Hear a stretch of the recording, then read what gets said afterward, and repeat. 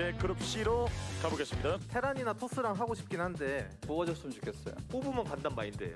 아 뭐 하면은 상관없는데 저 영재 한번 얘기 좀 들어보고 싶어요. 깨모 형이 먼저 뽑혀갔기 때문에 제 그림은 없어졌고요. 저는 가도 상관없습니다. 제가 원하는 조를 만들긴 힘들 것 같아서 될 때도 되라 마인드. 와 미끄러졌어요. 영재. 요즘에 토스전이 좀 어렵더라고요. 뭐 저그전 좀 좋아하는 것 같아서 그래서 뽑았습니다. 원하는 사람을 뽑아줄 생각은 없고요. 저저를 싫어하신댔으니까 저는 저그전 좋아하니까 저그를 뽑을 생각입니다. 다른 선수로 와 우회하느냐인데. 뽑았어요. 자, 김윤준 바로 데려갔습니다. 김윤준. 아무데나 들어가도 괜찮을 것 같아요. C조는 괜찮은 것 같아요. 그게 저한테는 제일 나을 것 같아요. 저는 저희 B조 가고 싶습니다. 아 비조야. 제동이 형님이 원하시는데 제가 갈 순 없죠. 와 이재동. 자 이재동 선수 원하는 그룹 C조로 좀 들어가게 됐습니다. 큰 의미는 없고요. 그냥 제일 오고 싶다고 하시길래. 지금 남은 선수들 이재동 선수 전부 다 저그가 남아버렸어요. 저그만 남았어요. 네. 솔직히 저그전만 아니면 저는 좋거든요. 제동이 형은 무조건 피하고 싶고요. 저는 근데 그렇게 생각해요. 찐제동과 짭제동이 만나면 어떨까? 진짜 재밌는 매치가 될 거라고 생각을 하거든요. 그냥 24강 때 그 불리했던 상황도 이기는 거 보니까 절대 안 질 것 같거든요. 민철이 형한테. 민철이 형 데리고 가셨으면 좋겠어요. 제동 형 형용 때 제 우상으로서 제 팬으로서 경기를 지켜보고 싶은 마음이 있습니다. 게임만 봐도 존경심의 차이를 알 수 있을 것 같아요. 민철이 형이랑. 이 통신의 향기가 너무 나서 좌이정 우이정으로 둬도 되겠네요. 그렇죠. 예. 앉아 있는 자세들도 자세가 공손해졌죠. 굉장히 공손해지고 지금 손을 모으고 예. 이 상황을 잘 이해하고 굉장히 지금 책략가가 있습니다. 저는 김민철 선수 데려가는 게 나을 것 같아요. 왜? 찐과 짭이 좀 더 높은 곳에서 진짜 다전제로 붙으면 얼마나 또 재밌을까. 그런 또 컨텐츠가 정말 꿀잼 컨텐츠 나올 것 같아요. 결정을 했습니다. 자 누군가요? 박상현.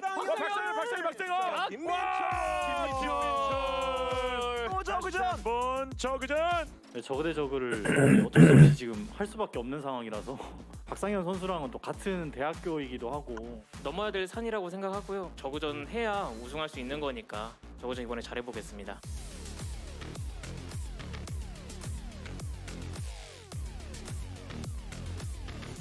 Today's matchup. 히어로 조일장, 저그, JYJ 정영재, 테란, JD 이재동, 저그, 소키 김민철, 저그, ASL Season13 16강. 브리거 스튜디오 라이브. Welcome back to another ASL Season 13. This is round of 16 Group C, and we'll be momentarily gonna go into interviews with our players. That is going to be Hero, JYJ, JD, and Soki. So we have watched a nice game from last week. How Mini was showing some great carrier build against Royal, and we have also seen how Light was also performing against Mini. And we're gonna be talking with our players here. Hello, how are you guys doing? First of all, we'll be talking with Hero. Hello, how are you doing? So during the group nomination, you decided to pick JYJ. 일단 제가 원하는 조는 절대 아니고요. So she was asking how much you are satisfied about this group, and Hero is saying he is disliking about this group because he didn't want it to have Zerg players in his group. He didn't want it to play DBZ. And JYJ, you said you like to, during the nomination, you said you like to play TVZ, and that is your strongest matchup. 저그전인 건 좋은데. Okay, he says he likes about playing TVZ. However, this is not going to be an easy group for him. We assume you have been practicing a lot during those the break time. So JYG is answering. Practice doesn't really matter for him. Once he has to be played on an offline stage, that's what is more important than just playing on online practice games. So the caster is somewhat shocked that JD does not have much of a career on this ASL. His highest career in ASL is round of 8. And what do you think of your career? 그때 이후로 처음으로 이제 오늘 올라갈 수 있다고 생각을 하고 그만큼 열심히 했기 때문에. So since he has been taking a long break, he wants to climb up higher. He has some confidence that he will be making it to round of 8. 경기로 보여드리겠습니다. So he's saying he would like to show the game result without saying any words on the interview. And we're gonna be moving to Soki here too. How are you doing? We would like to hear how you have been spending your time. We know the story of you. You do not like ZVZ. And how do you feel about playing this round of 16 in Group C of this ZVZ? So he says it's kind of unfortunate that he has to play ZVZ, but in order to win the ASL champ, he has to win other Zerg players in ZVZ. Definitely.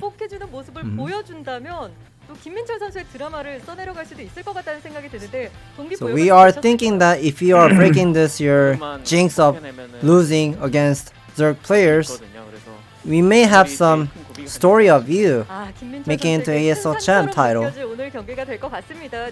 Soki kind of interested about it, and he wants to have that kind of story as well. And we will be moving into Ask ASL event. So the game number 1, it is going to be best of 1.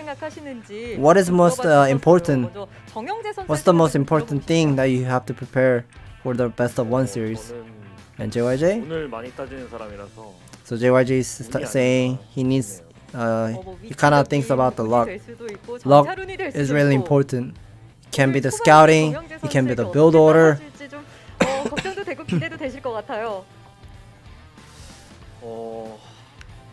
일단 상대가 너무 세서 운이 좀 많이 달아줘야 될 것 같거든요. So JYJ is saying his opponent is one of the strongest Zerg. Kind of has to rely on the luck. And how about you, JD? Well, every race matchup it is going to be somewhat different, but in ZB, what do you think of this best of 1 series? So in ZVZ, he's saying everything it depends on your skills. Doesn't matter about your luck. Ooh. So CVC doesn't matter on luck. That's interesting. Oh, if you feel like to do the translation, you can always. For some reason, I don't have any sound. Oh, you don't have the sound? Yeah. So I think you need to do the translation right now for the moment.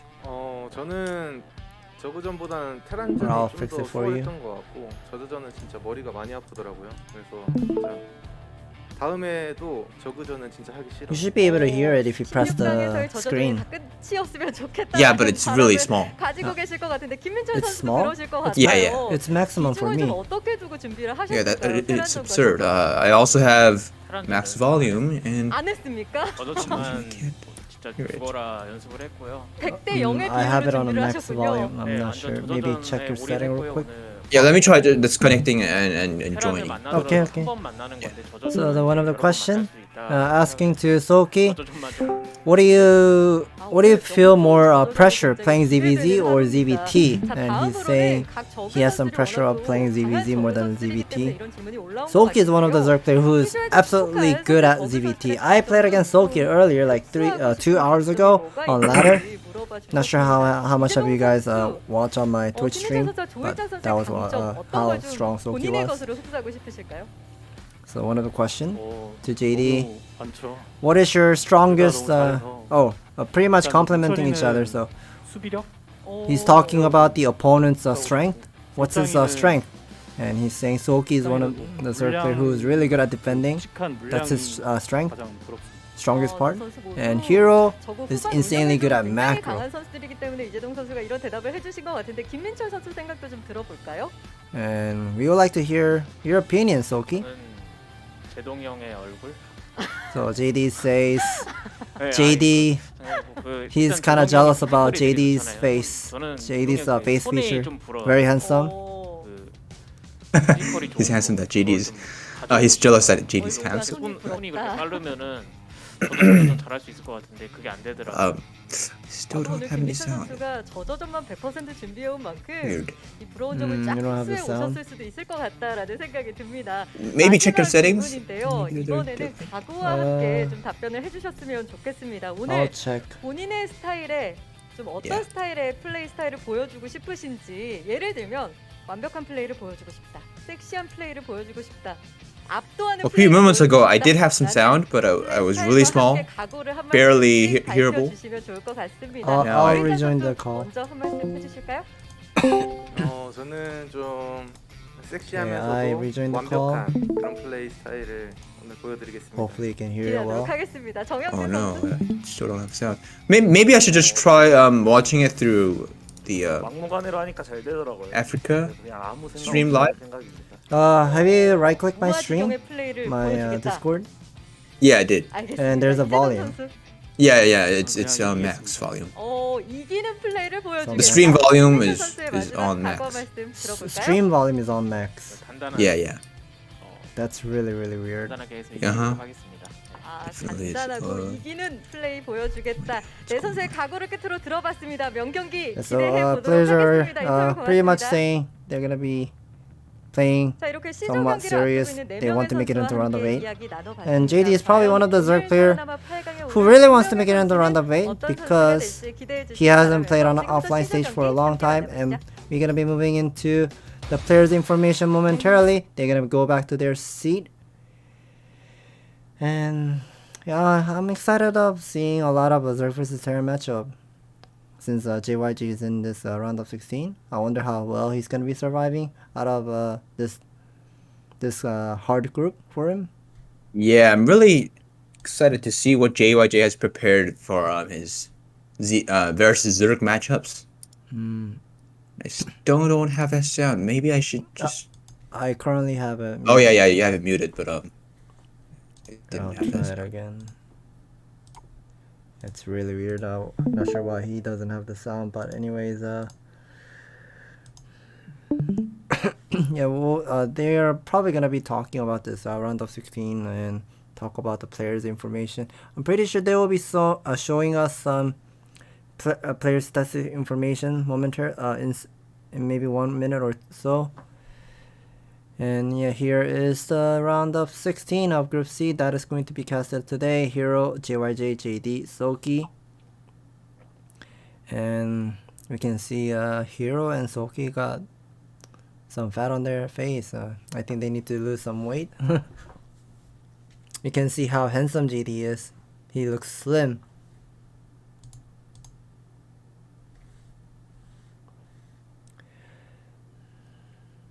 Are you still connected, Legoman? Well, I guess he's trying to fix the setting, so we'll wait for him to come back. And we'll be also looking at this round of 16 Group C dual tournament of the Group C's important keys of watching this round of 16 would be they are all of the Zerg players are definitely great against Terran matchup. And JYJ said during the group nomination his favorite matchup is TVZ. So I wonder how well JYJ will be surviving. And also one of the key that we have to think of would be Soki. Soki has been losing ZBZ all the time. He always gets eliminated in round of 8 or round of 16 or somewhere around there. Yeah,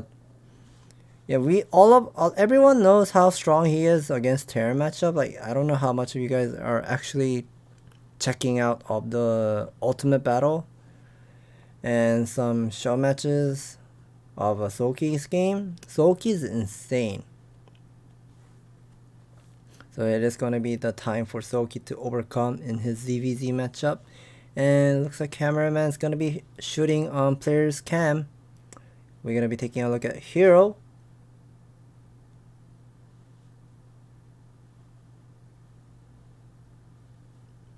Yeah, so his Hero has a 51.3% win rate.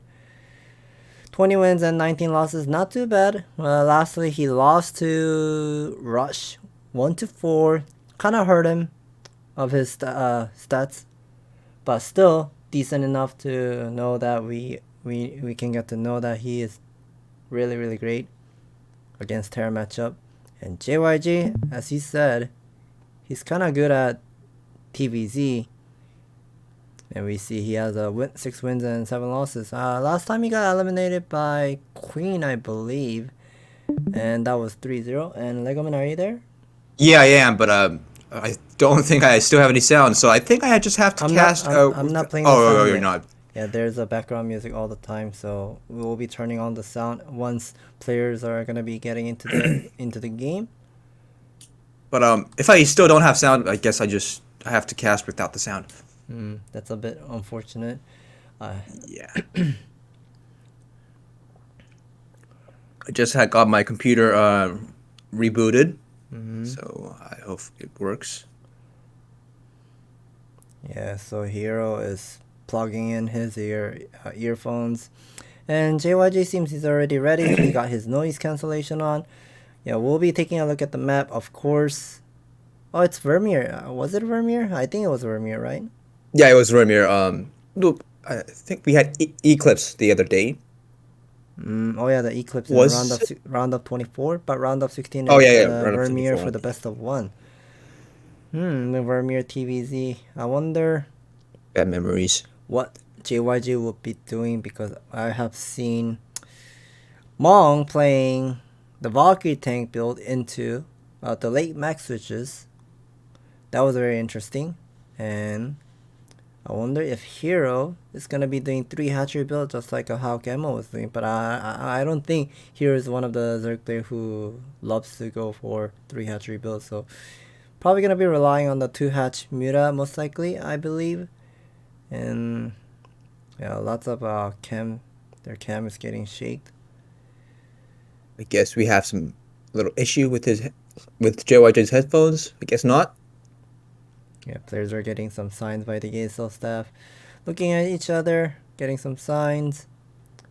A lot of people may be curious about the you're wearing the earphones, and why are you wearing the noise cancellation? Because there's always the commentary yelling and screaming, and you can actually hear the sound even if you have the earphones. And we are ready now. Gonna be moving into game number 1, Hero versus JYJ.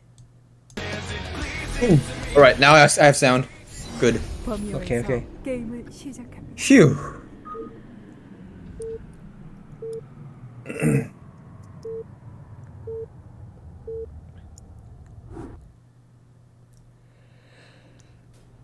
Spawning location in the top right, the green Zerg. This is Hero.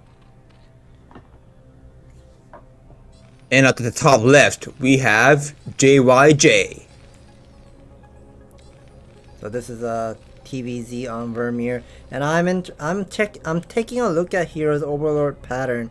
He is sending it a reverse scout, so that means Yeah. he's gonna be finding out JYJ first. And usually you don't send your overlords like this, right? Right. You always want to send your first overlord towards the other location of the natural, which is 5 o'clock. But he's sending his first overlord all the way to 11 o'clock. And what if JYJ does an 8 racks on his natural? Is he able to get that overlord? I think he can. And we are seeing JYJ already sending out an SCV to the natural. That is going to be the depot. Yeah, but it's not going to be an 8 racks. Just going to be a wall. And so far, nothing is going to be going crazy. And whenever Zerg is doing the reverse scout, they don't want to do drone scout at all. They are just going to be relying on these 2 overlord scout and get all the information as much as they can get. And Hero most likely going to be going for... Never mind, I'm wrong. He went for overpull. So this is why he's doing that reverse scout. Because he's going for that overpull build. But we have JYJ blocking his natural wall. But you gotta remember that this is not a perfect wall. There are those rocks that make you unable to build any buildings. Right. So there is space. But, I may understand the purpose of Hero's overpull in this type of game. That would be all the location you cannot wall. You cannot wall with 2 depot with a single barracks. There's always a small gap that you can. There's not a unbuildable placement and definitely that's gonna be a little bit of a tough time for JYJ to defend. And yeah, I think that's what actually Hero is aiming for, and he's making the Zergling already. He did not start the extractor yet. That's somewhat late. If his extractor does not start, he might gonna morph an hatchery somewhere. Alright, Hero starting with Overpool and starting with 4 Lings, Zerglings, and even doing a drone scout. Well, like you mentioned before, usually Zerg won't scout with his drone, but Hero is playing really safe this game, and maybe I might be able to understand that. One of the possibility I can think of would be, since this is best of 1, what if JYJ prepared for 8 racks? Hero just doesn't want to mess up his game on an 8 racks, and so he is choosing a very interesting build. 6 Zerglings, and then 3 hatchery at an expansion, then gas. Right. But he didn't need to let that scout come in, but he let that scout come in. And now JYJ will be getting all the information. Oh, your extractor is so late. I know what you're doing. You must have the 3rd hatchery somewhere. I don't see any hatchery at the main base, so immediately JYJ is putting down the 2nd barracks. I like it, I like it. Probably gonna be cutting up some SCB production and go for refinery oh, never mind, he didn't go for depot. He went for a 3rd barracks at his main base. Ooh, a 3rd barracks. So that's somewhat spicy, I would say. Yeah, this first M&M attack will be strong, and let's see how Hero holds that off. We see JYJ building a 3rd depot, even though he got the 3rd barracks. Not sure what exactly he's aiming for. Maybe he just wants to make a lot of marine and move out with maybe 3 medic or so. Yeah, there's a refinery going up, semi done. Should be starting the academy momentarily.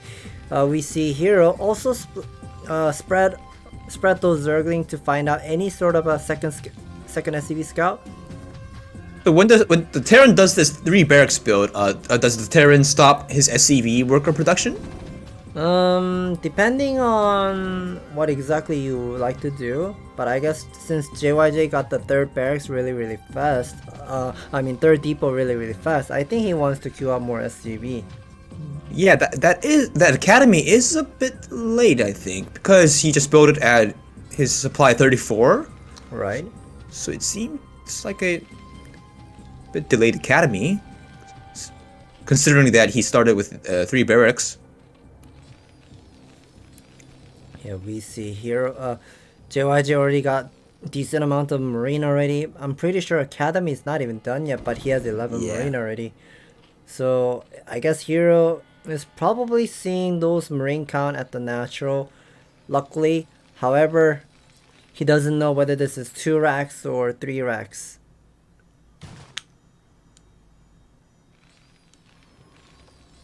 Yeah, that's a lot of marine. We are right now seeing those barracks already making something. Should be the medic production already on the way. There are 2 medics are already out. 3 medic with 14 Hero sees marine. it. That's 14 marine. That's a lot. Hero might have just confirmed that it's a 3 barracks attack. So he's already putting down 3 creek colonies. He might need some more creek colonies, but I think he's just gonna stop at 3. That's a really nice pickup. We have 3 sunken colony, but I have a feeling if Hero does not make those extra Zergling, I have a feeling JYJ may be able to bust this. Yeah, because it's not finished yet. If it was finished, JYJ wouldn't be able to bust this, but what is he doing? He was not targeting the sunken correctly. He was attacking both of the sunken colony at the same time. Yeah, and he was also attacking drones, so the attack command was kind of messed up for JYJ, and he did lose a lot of marines. I still like how JYJ making lots of SCV production. Still decent amount of worker count, and Hero was kind of forced to put down 3 sunken colony. Yeah, 6 in total. So as you can see, Hero doesn't have enough minerals to get any mutas while he has 1,000 gas. So instead of just getting mutas 1 by 1, he's actually pumping up some more drones. So I love this choice by Hero. Yeah, we can see JYJ is playing really greedy. He didn't put any missile turret. He did put one or two missile turret at the main base, but look at his natural and barracks. We don't see any the missile turret, the box I should say on the minimap at the barracks. Yeah, looks like it. So yeah, JYJ is playing and reading Hero's mind really well here. Yeah, I think JYJ just read Hero's mind. Because of those sunken colonies you placed, you're not going to get mutas. I'm pretty sure you're going to get drones. So I'm just going to build my turrets very late. But JYJ still has to build some turrets because these mutas aren't out now. And Hero. Yeah, finally a couple of mutalists are out on the map, but yes, 7 muta is definitely not enough. We see second gas is already going up for JYJ. We see some 2 big buildings going up after that factory, so that must be the double starport on the way. Yeah, Terran's infrastructure is really going well. Already has 2 starports on the way. Right. On 8-minute mark, that's really fast. And adding some more missile turrets after those 2 starports. Yeah, that's one of the... I mean, he's really having lots of economic advantage and also teching up really fast. And he has those 4 missile turret. None of the mutalists has died. Okay, none of the mutalists has died and lost all those 3 missile turret. This is not JYJ's fault. Yeah, Hero with those 11 mutas just destroying those 4 turrets. Sometimes I blame about the missile turret how weak they are. Yeah, they seem like it. Without any support by the Marines, but let's look at this. He's busting through, and mutas are coming back, and there are Zerglings. Oh, not sure about this commitment. I would like to see the upgrade of the Marine. Does he have the +1? Probably, maybe or maybe not. Yeah, probably not, because he started with 3 racks and his eBay was a bit late. Ooh. And Hero doesn't want to micro his mutas, so he lost a lot of mutas to these Marine forces. Alright, he does have his +1. Wow, look at that vessel production already at 9 minutes 20 seconds. We know JYJ does not have that many of a barracks, but in terms of how fast his vessels are, I think he might gonna be snowballing with those vessel count in late game. That was a bit mistake on JYJ. If he just had that Marine Death Ball, he would have science vessels ready, and Hero would have nothing but just only mutas right now. But because JYJ busted through that, Hero now has some time to pump up his drones or tech up. Yeah, Defiler Mount is already going up. I don't see the lurker eggs yet, but there are the mutalists trying to buy some time. +1 is done for both players, +1 muta and a +1 marine. Waiting to see the vessel. Yeah, vessel already out at 10 seconds. That's really fast, I would say. Very good muta micro by Hero. Right. Hero always showing consistently good muta micro. And with these mutas, because they have +1, they just 2-shot turrets, so they are really annoying at this stage of game. So you need that science vessel irradiate research to get rid of those mutas. Well, some people actually wonder whether you should be using the irradia on the mutalist or irradia on the lurker. What do you think is more valuable, lurkers or mutas? Well, I would say one irradia should be used on the mutalist because you want to have some opportunity of using the dropship, like a small chance of using the dropship. And that mutalist is just having a decent amount of health and just sharking around and looking for something.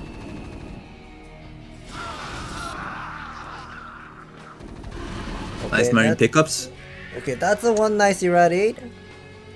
Nice split as well. Yeah, he splits as soon as it gets irradiated. Yeah, taking some time for Hero. There's second evolution chamber going up for Hero. That means +1 armor should be done for Hero. Alright, so Hero is doing Crazy Zerg with lurkers. No, maybe not. I guess this is not Crazy Zerg, but he's just getting his +1 carapace really fast. Right.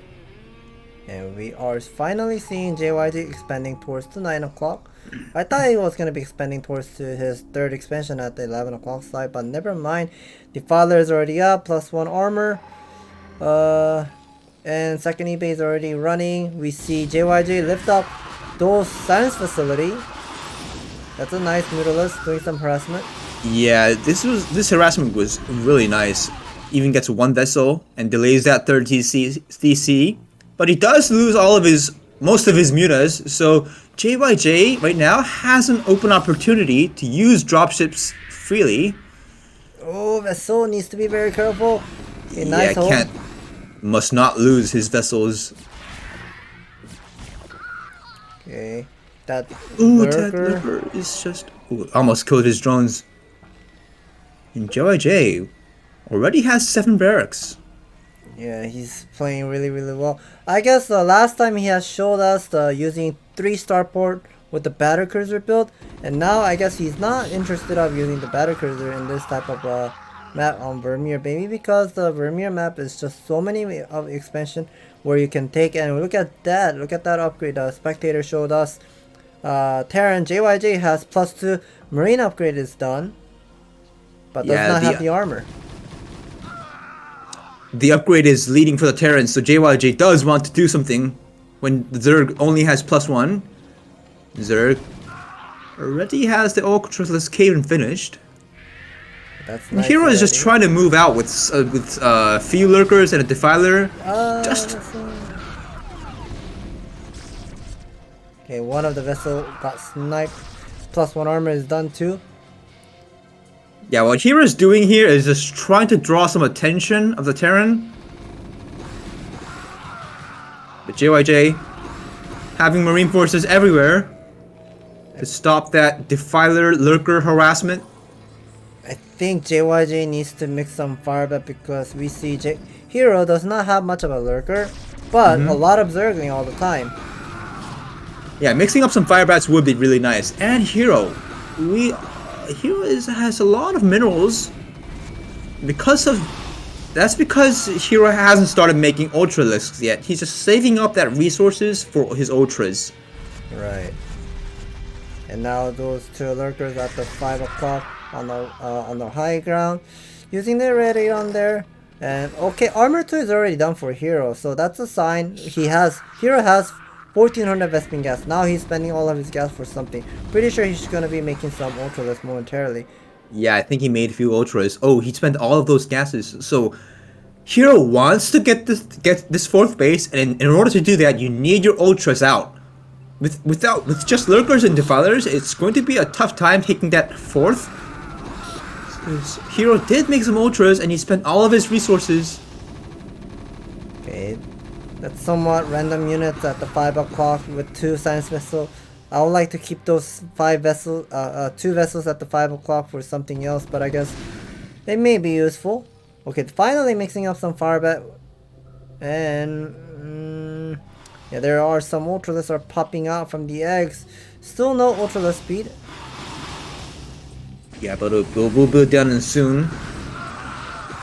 Wow, look at that Zergling, very strong. Look at these, these Zerglings. I thought that Terran would win that, but Zerglings seemed a bit too powerful. We're running away from the science vessel, about to get ready, and that Zergling consume gonna be used on those plague on marine. And if I try to remember of this map, I think the 3rd expansion only has 4000 Vespin gas. Right. And the longer the game it goes, Hero is gonna be out of Vespin gas. He needs to take another expansion. Right, he's already running low on his Vespin gases because he has these Ultras out. But if Heroes does nothing with these Ultras, Hero's gonna have a hard time taking his 4th gas. And Zerg units are just dying everywhere on the map. Wow, I just saw that +3 is already done for JYJ. And there's +3. So that's a sign that JYJ has the upgrade advantage. Yeah, and JYJ is just popping out this game. Look at his supply. He is crazy with his marine production. Wow, look at that vessel. Yeah, he already has like what, 10 vessels out on the map? Yeah, I wonder how well he has been using the vessels, but I don't think Hero actually landed the plague on the vessel nicely yet. Yeah. He hasn't landed a single plague on those science vessels.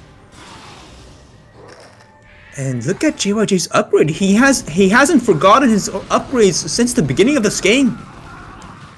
17 minutes and he has already 3-2. Yeah, and look at that vessel.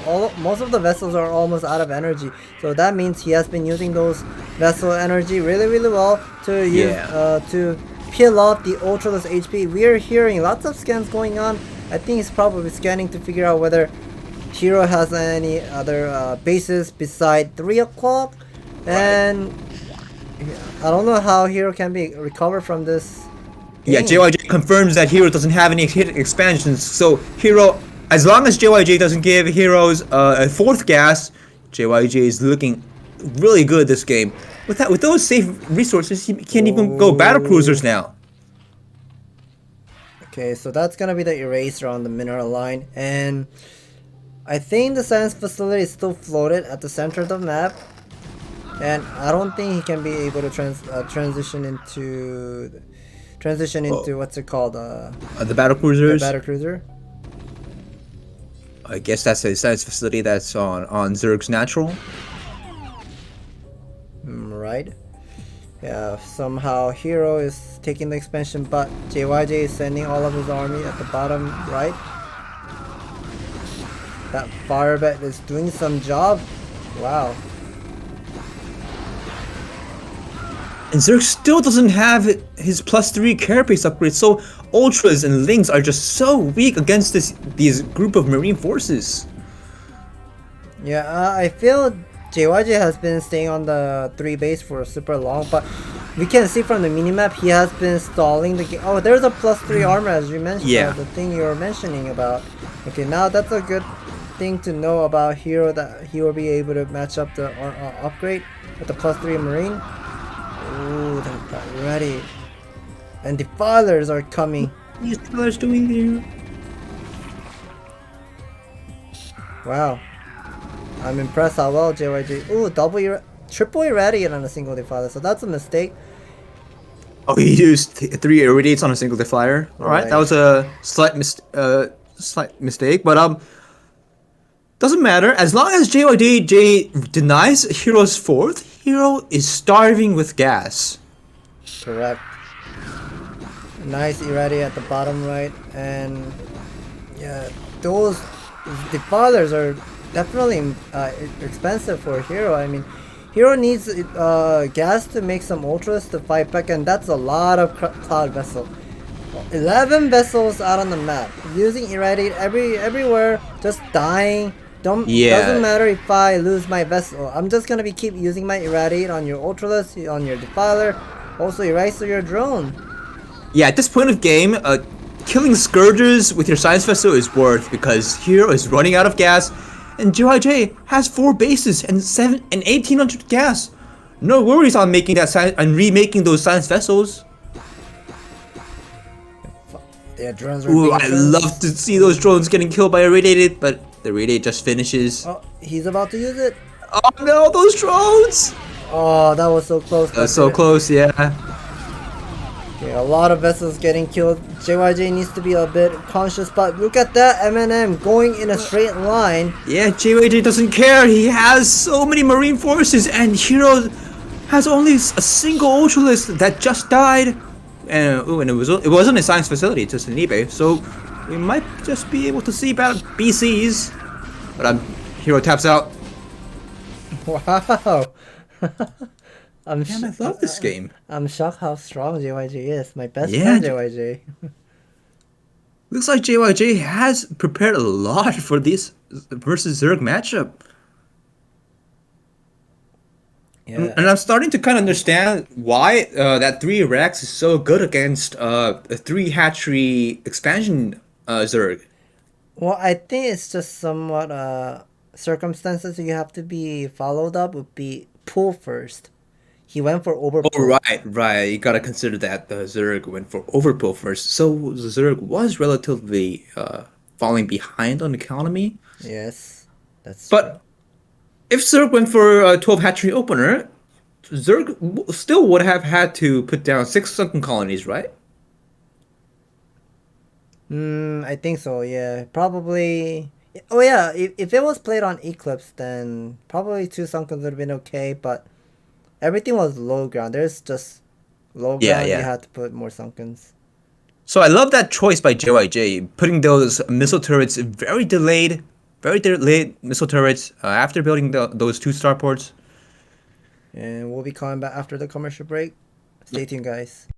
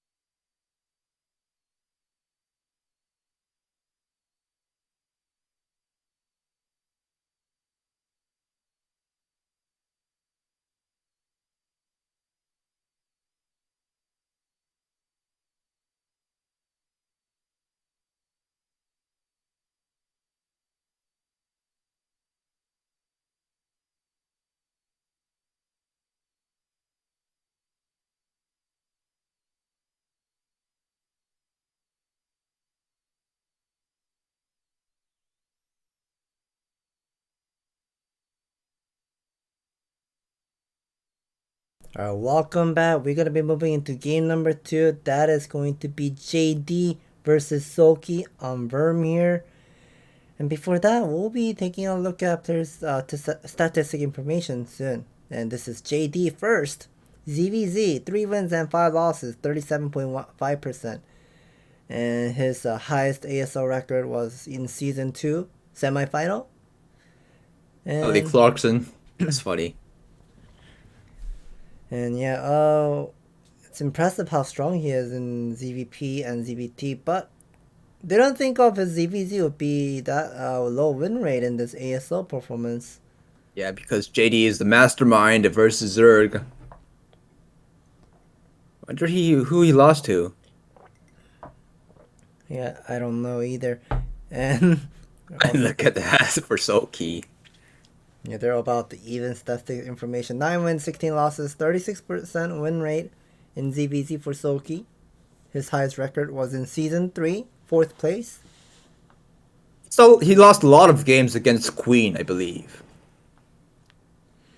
Yeah. On ASL. But that was 2-3 though, 2-3. Oh, was it? Oh, it was 2-3. All right. Yeah, so it wasn't too bad.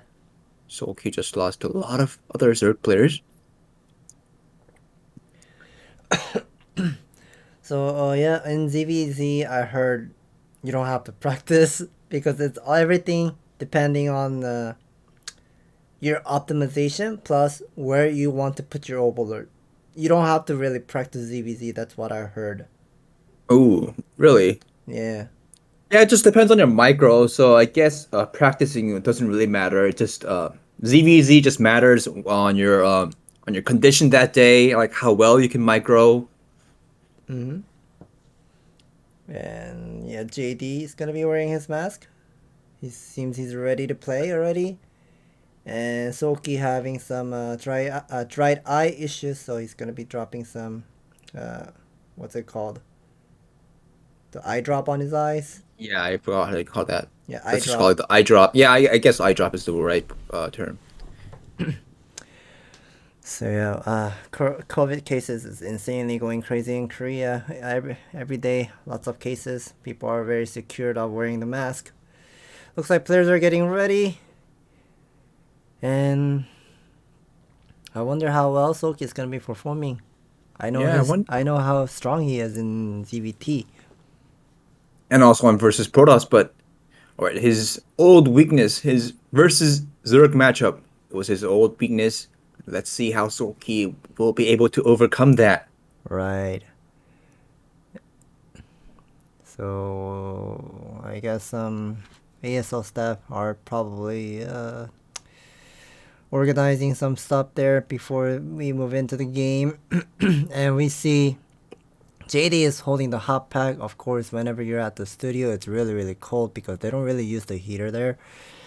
They do turn on the heater sometimes, but the studio is already big enough, and no matter how strong you turn on the heater, you don't really feel your room to be warm.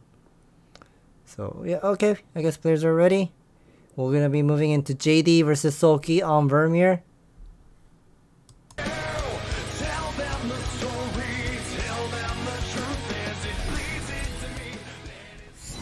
버미오에서 게임을 시작합니다.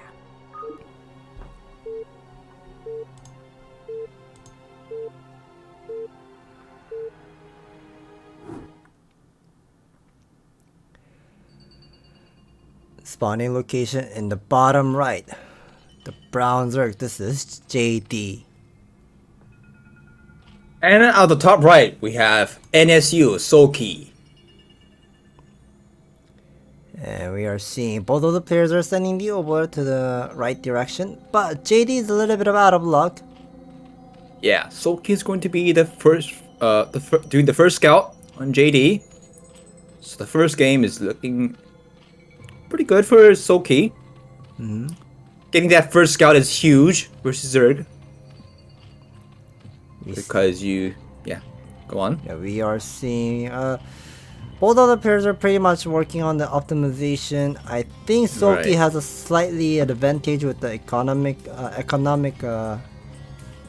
how should I say, like how much of he's actually earning the mineral here.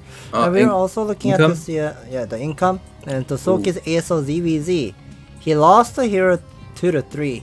Yeah, he lost a lot of Zerg players. And lost to action in season 5. Season 8 he lost to Sox 3 0-2. Season 10 he lost to Larva 1-3. And ASL season 12 he lost to Queen 2-3. Ooh, and both players being greedy. They're going for that 12 hatchery. And what is this drone doing? Okay, JD's drone was a bit confused there. Ooh, but now, okay, we have different builds. Soki getting that first scout, but JD is gonna go for a 12 hatchery opener, while Soki has chosen one of the most safest builds on ZVZ, 12 pull. Right. So JD is getting that. I think that was 11 hatchery. 11 hatchery into 10 pull because we can see his supply count. Oh yeah, 9. So this is somewhat an advantage for JD. And JD will be also seeing the overlord. So both of the players will be spotting each other. Well, last time I checked, when you do a 11 hatchery on ZVZ, it's probably going to be a aggressive Zerglin play, I think. No, I heard the 12 hatchery is not a thing anymore in ZVZ because in high level, like JD's level, they get the 9 pull at 1 minute mark. Normally, the 9 pull usually starts at 1 minute 4 seconds. But yeah, right. People have been like working on this optimization so much that you can actually get the 9 pull at 1 minute mark, and that 4 seconds difference actually cause a loss if you make a mistake. And I heard that's the reason why people stop doing the 12 hatchery and go for 11 hatchery. Is that so? So you can get that spawning pool a bit earlier. Right. And JD just building a lair on his natural, which is interesting. Because he is just showing his lair to that scouting overlord. Yeah, we are seeing those Zerglings are moving out. I guess JD is gonna be hiding that Zergling at the center of the map. Soki, Yeah. I don't think he started the metabolic boost, which is Zergling speed. He has a lot of Espin gas. Yeah, he has 200 more, so Soki is not going for that link speed. He's just going to play defensively this game. JD is producing some more Zerglings, but Soki has his Overlord, so he knows how many Zerglings are coming out.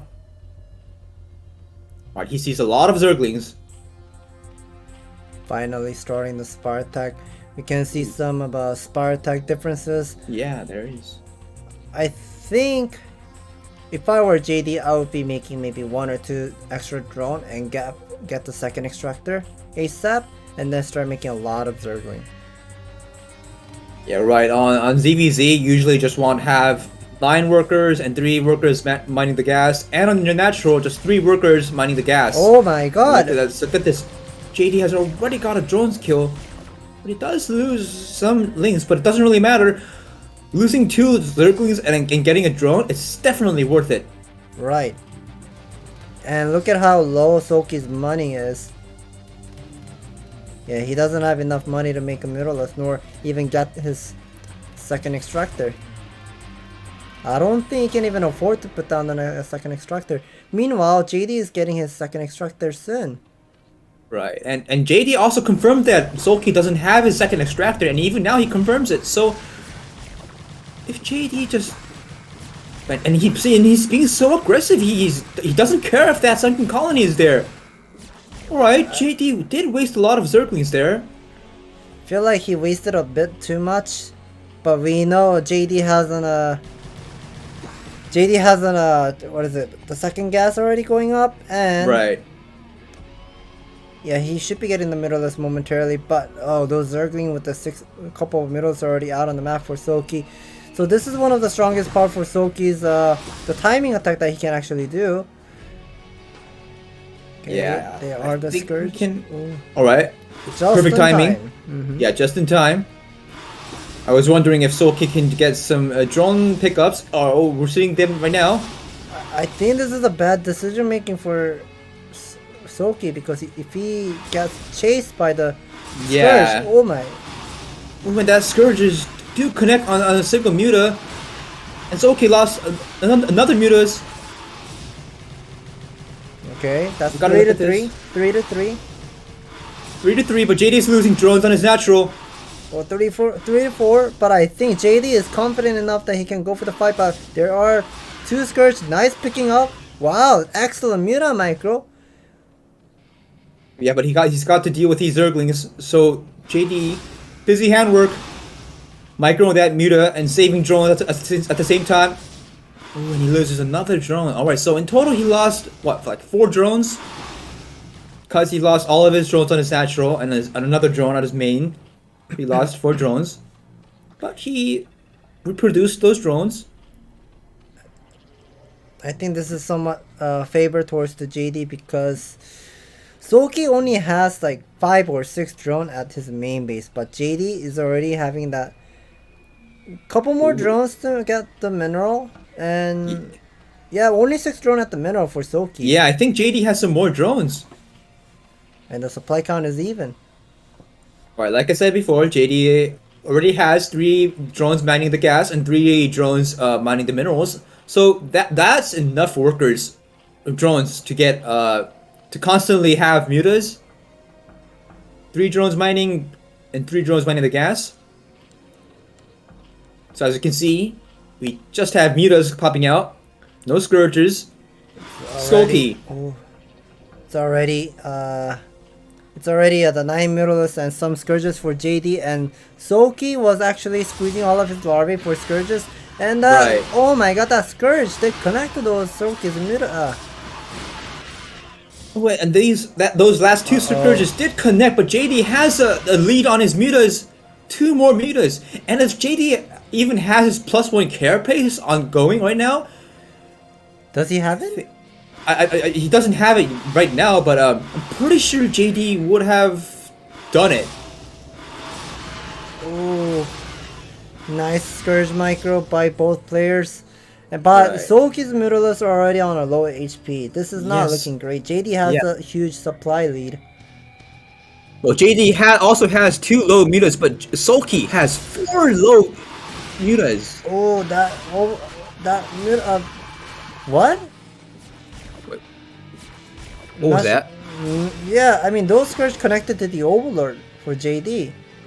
Alright, but not bad because Soki is supply blocked right now, but alright, so JD knows Soki doesn't have a lot of mutas, so he's just trying to just defend with a Spore Colony. Interesting choice. Well, I guess he feels a bit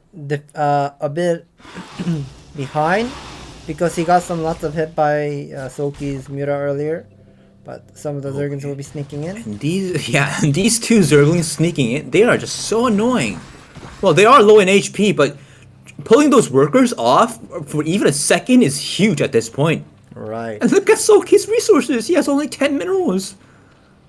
Yeah, I think when Soki squeezes all of his money for Scourges or maybe Mutalists. Yeah, I love this Spore Colony by JD.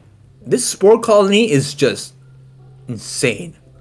Usually on ZVZ, when both players are just getting mutas and scourges, you usually don't go for that Spore Colony in an evolution chamber because it's a loss of resources.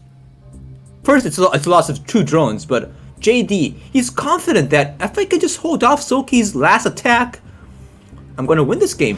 So I'm just going to build a Spore Colony on my main. Yeah, lots of Scourges are moving around left and right. Oh, Scourges. Jaedong doesn't need to lose those Scourges. Oh, I guess he's just gonna be going for the base trade. Alright, Jaedong is going to go for a base trade. That's a somewhat weird decision. Like Jaedong doesn't really need to go for a base trade. Oh, but look at this. He pulled off all of his Scourges. I'm not sure about this, Jaedong. Alright, he pulled off all of his Scourges and lost all of his Scourges to those mutas, but same thing goes for Soulkey. Lost some of his Scourges, and look at this. Yeah, that's the Scourge. Mutalists are getting chased. That's nice M micro by JD. Picking up some Mutalists, but those Zerglings are gonna be doing some damage at the main base. Yes, Soki wanted to chase JD's mutas, but JD's Zerglings didn't let him do that. I think JD is gonna win this game because Yeah, Soki has Soki doesn't have that much of a mineral. And so that was his last drone on his main. The last chance that he could have won this game would be taking down that Spore.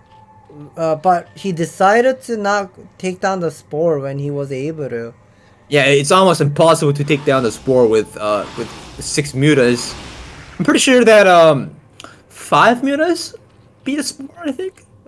Six Muta beats Spore actually. Oh, really? But like 2 of them died, don't they? Only 1 actually. Oh, only 1. All right, but still, it's a very risky play because all of your mutas get hurt by the Spore, and Jaedong's mutas aren't going to just watch his Spore die. So Jaedong has a huge muta lead, and he knows it, so he's just playing safe. He knows he's ahead in this game. Scourges are chasing Soki's Muta. Oh, okay. Okay, 4 Scourges kill a single Scourge, but doesn't really matter because Soki doesn't have enough drones mining on his base. Wow. Ooh, and Jaedong putting that 3rd hatchery down. He is just going to play safe.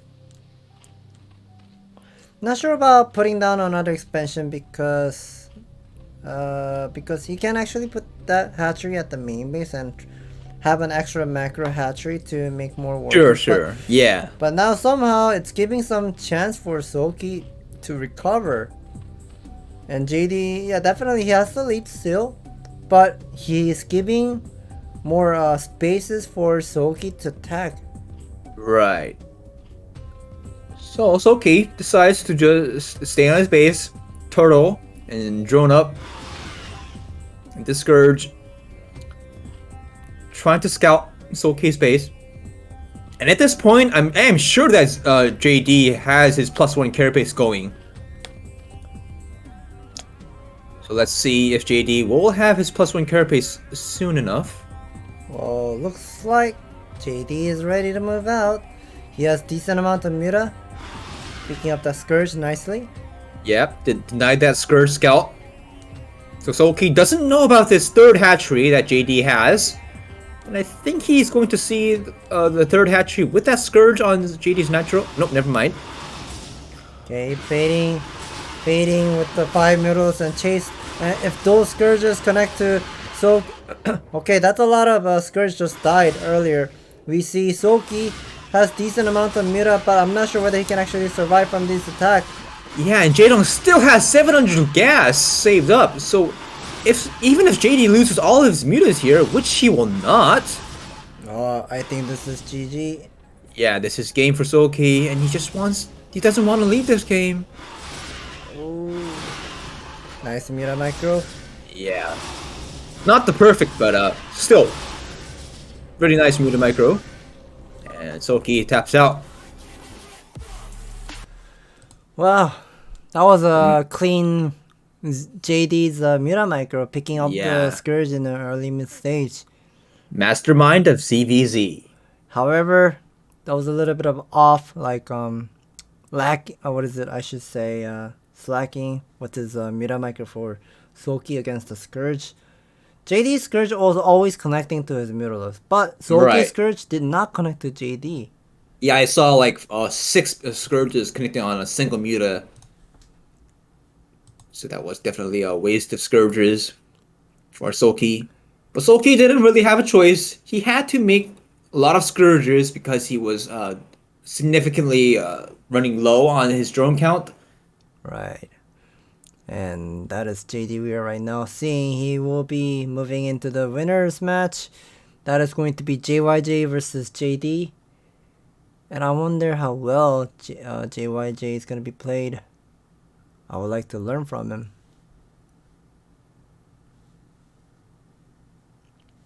Yeah, I think we'll be moving into the commercial break soon. But I think the commentary will be drinking some Hot 6 commercials soon. So I guess we can talk a little bit more of that ZVZ of that last game. I think I can actually understand about the Soki's the mind, like how he wanted to skip the Zergling speed and wanted to just play defensively. Yeah, wanted to get the middles, but I don't know. What did he do wrong? And what did he do wrong? He had the Spire attack much faster than his opponent, JD. Well, to be honest, what I think is on a on a matchup like ZVZ, TVT, or PvP, what I think is you need to kind of show your opponent that I'm strong. But Soki at that game, he was playing a bit too defensively. Well, considering the fact that Soki went for that 12 pull and JD had 12 hatcheries, so because 11 hatchery, because JD has more larva, playing defensively for Soki is understandable. But because Soki was too defensive, not even getting his link speed, JD was just open attacking with his links and picking off some drones and picking off some Zerglings before the Muta. So JD just kind of felt comfortable with that game, right? That's true too. Yeah, with those Zergling aggression, he was able to pick up some drone, and Soki was losing more of a. He wasn't actually have that economic lead, even though he got the super fast lair tag with the defensive sunken colony at his natural. Yeah, because that sunken colony does cost a lot of minerals. Yeah, like just by the building wise, it costs 175 minerals, and that is not small in ZVZ. Yeah, that sunken colony could have been an actually additional 3 Zerglings, and you can do something else. And it looks like the Korean commentators are going to be drinking that Hot 6 sports drink. I love Into the Rain just doing that one shot. I'm surprised that he can drink all of that. Hopefully he doesn't have the health issue. Yeah, it looks like Kester Park will be drinking.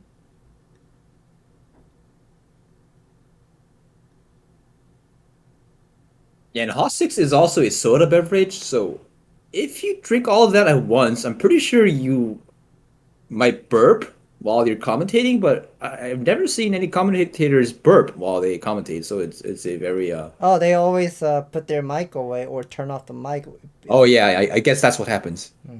You always want to move away your microphone if you're gonna be making some mistake of like burping. Well, I guess they're done doing the commercial. We'll be coming back in the next 5 minutes.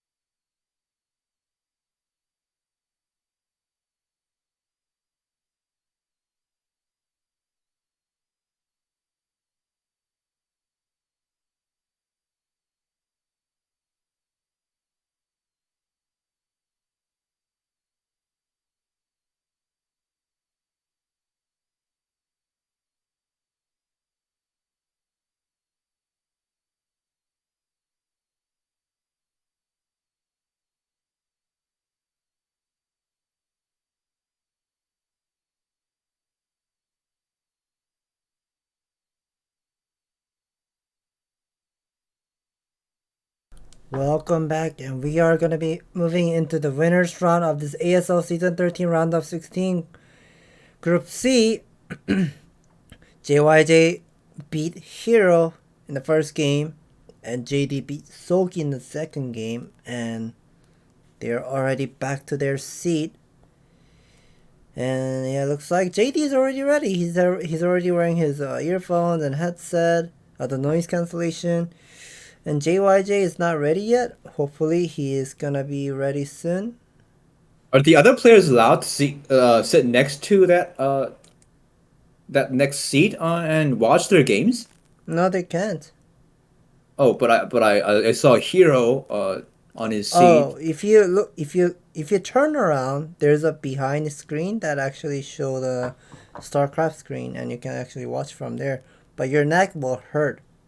The screen is too big. The screen is too big. Oh, so while the other players are playing their game, they're not allowed to sit on that other seat, are you? They have their individual seat. There are 4 different seats. Yeah. So are you allowed to sit on there when the other players are playing? Yeah, you can. Oh, I see. And you're allowed to do whatever you want, just practice game. Yeah. Oh, I see. That's interesting. And it looks like players are ready. The first map is going to be Metaverse. Forgot the second map and the third map. I saw Monopoly for the second game, but here are the players are ready for the game number 1, Metaverse. 메타버스에서 게임을 시작합니다.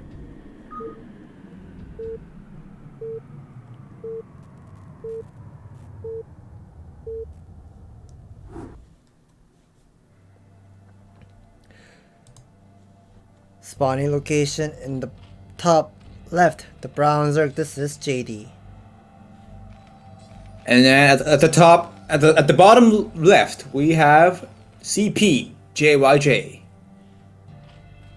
And this is a vertical matchup. Of course, JD will be sending that over all the way to the bottom side. So, which is a good thing for JD to figure out what exactly JYJ is doing. And we can also see the ASL ZVT, the highest win rate record, top 3. JD is the 3rd highest win rate in ZVT. Surprising to see Action, that top win rate. Yeah, Action is one of the Zerg player who is really good at the mind game. He's kind of like the freestyle, as you mentioned last time. And JD is making the Overlord. Action is so underrated. Yeah. Alright, JD. Okay, so far nothing is going crazy. JYJ put down the supply depot at the main base. Wonder if he's gonna be put. Well, last time when I watched JYJ versus Soma on Metaverse, JYJ went for 2 depot with a single barracks wall. But this time, JYJ is doing something different. Oh, look at that! He's not gonna go for the barracks at his ramp. He decided to put his barracks near his main base. I think this is going to be the refinery going up. I think he is prepared for 1-1-1 strategy. Yep, 11-12. 11-12, and some people may not understand what 11-12 is. 11 barracks into 12 refinery. And here is JD gonna go for the scout after the 12 hatchery, putting down the 11 spawning pool and 10 extractor.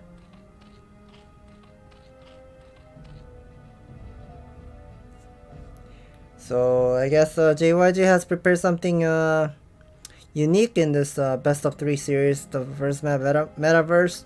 I guess he wants to do some mind game, hiding his building as much as possible. And okay, JD is JD gonna be shoving in his Overlord? Ooh, but he cancels that Marine. That's interesting. What if JYJ just went for that Marine production? What if this Overlord die to a Marine? Alright, he is pulling that Overlord as soon as he sees that barracks. If he did not cancel the Marine production, I think JD would have lost that Overlord. Yeah, there isn't a spot to hide it, right? There is one. Oh yeah, there is a spot. Yeah, there is a spot, but it's somewhat far away. Right. And JYJ also lifted his barracks, so he will have vision to get this Overlord, but it's just that the Marine won't have range to kill the Overlord. But dropping this Overlord health to half HP is also huge, because as soon as he gets that Wraith, he can just easily kill this Overlord.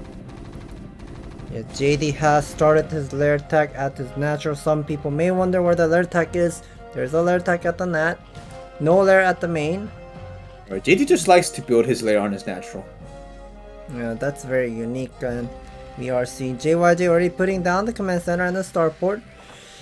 And yeah, he also landed his barracks.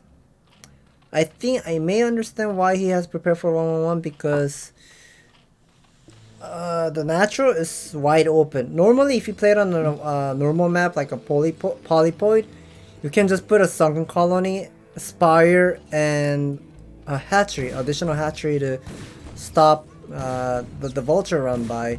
And since Metaverse the natural is wide open, there are some of the supporting eggs to have some SimCity, but not gonna be that useful. And this is going to be the Wraith production, and this is a typical JYJ's playstyle. I've seen his JYJ's game many times, even on the ASL qualifier games. He often uses 1-1-1 strategy. And yeah, I like when JYJ uses the 1-1-1 strategy instead of the standard Rax expansion and Marine medic play. I love it when JYJ does this Terran style. Well, I wouldn't say JYJ is bad at bio, but yeah, it's definitely not. He's just good at what is it? Variety of this strategy. Yeah, he's stylish. He's a stylish Terran. Okay, there are the 3 vultures are out. Some people may wonder whether that is going to be the Spider-Man researcher, the vulture speed. I am JYJ's best friend. I know he's going to be getting the vulture speed. Here are the vulture speed. Just now kicks in. Some marine, 2 marine inside. Alright, but he only has 2 marines, so these Hydras were about to just ignore that marine hit. JYJ has his vultures, and JD doesn't have any lings on the ramp. Oh, 1 vulture got stuck by the hatchery. That's a bit unfortunate, but these 2 vulture gonna be doing... Oh, not targeting on the right drone, but will he be able to? I think he's trying his best to pick up the drone, but he's not able to find the low HP drone. Yeah, JYJ did show a bit micro mistake. Those 2 vultures, he could have killed a lot of drones, but he got his vultures around the drone, so the drone was able to surround a single vulture. That vulture was low HP. One thing we have to remember is JYJ did not go for Cloak Wraith. Normally you go for the Cloak Wraith, but JYJ didn't. Not sure why he did not go for the Cloak Wraith, but he knows the second gas was really late. Oh, the Wraith micro. Is he trying to kill the Overlord? Not sure what exactly he's aiming for, but the Wraith has to be running away from the Scourge. Oh, that's a bit unfortunate. Because you need to keep that Wraith alive to constantly scout the Zerg base. Because you don't have any scans. Alright, I think JYJ is just going for Science Vessels first instead of the Cloaked Wraith. I wasn't actually expecting of JYJ the decision making. I'm impressed. I mean, normally you go for a 3 Wraith Cloak, but he didn't go for Cloak Wraith, and at the same time JD didn't go for Mutalisk. I think he just did. I think he didn't go for Wraiths because he knows that JD has his Hydras out and movement speed done for his Hydras. So maybe JYJ just thought that, oh, because you have your Hydras upgraded, you're not going to use that many mutas. Yes, that could be the reason, as Legoman explained. And I don't know how JD is gonna be keeping up the game, because JYJ he already has the vessel out and +1 already started a long time ago. And okay, Lurker transition, right? But there are already 2 tanks. There are already 2 tanks in the bunker going up. Unless JYJ forgets his siege mode research, which he probably won't. He won't die to this Zergling Lurker bust. Alright, he just got his siege mode finished, and he already has 2 bunkers. But still, JYJ lost his scouting wraith, so he doesn't know of this lurker attack incoming, but he is kind of expecting it. Yeah, look at that supply depot wall I love that supply depot. Oh, and he sees it. He sees more Zerglings coming out, so JYJ knows that this will be a Zergling lurker bust. So he's building that 3rd bunker, but will he be able to hold this? Oh, I love the supply depot placement. Yeah, that depot placement will buy some time. Lose that 4 Marine inside of the bunker, but the lurkers are... Okay, I don't know. Okay, there's a D matrix. Oh, this D matrix is huge. That siege tank third was tank is out. Third tank just came out. Wow, he held it. He held this attack off. Oh, can you say that tank? Oh, that was close. But still, Jaedong has just lost all of his units, and he doesn't have any units, so he taps out. Alright, brilliant. This was an interesting game. This is brilliant of a mind game of JYJ. Like, he read everything correctly. Oh, I saw you speed Hyderless. Okay, I will not make Cloak Wraith. And with his Vulture run by, picking up some drone, and with his Wraith, like picking up some Mobiler as well, gathering the information, getting that intel definitely helped JYJ to decide to go for directly going for the science vessel and siege mode, and somehow he figured out JD was doing the all-in Zergling with the lurker bust, and he decided to put those 2 supply depot front of his bunker, and because of that depot placement at the front of the bunker, those lurkers just became dumb and they cannot move forward. Yeah, we'll be moving into game number 2 soon. We are not going to be taking any break. Second game, it is going to be played on Monopoly. 3-player map. It's JYJ versus JD. JYJ versus JD. Players are probably getting some signs by the ASL staff here. Looks like they're ready. And interesting, the map ban by JD. I guess he does not like to play on butter. Yeah, I wonder why. Butter. Butter. Yeah, the map Butter is a 2-player map. I think Butter is okay for Zerg because it's very hard for Terran to put those missile turret at the natural. But I guess JD does not like it. I guess he wanted to play some standard map instead. Maybe it's hard for the Zerg to get his 3rd gas and 4th gas because the Zerg doesn't really have any, choke points to defend. Well, you have your 3rd on the right side, which has a choke point, but it has 2 entrances, so it's I guess it's a bit hard for the Zerg to defend it. Anyways, Monopoly. Let's see. Yeah, looks like players are ready. We're gonna be moving into game number 2 of this best of 3 series. Like I said before, Hero was sitting on that seat. I wonder what Hero is doing there. Maybe he's just practicing. No, he can actually watch the game if he wants.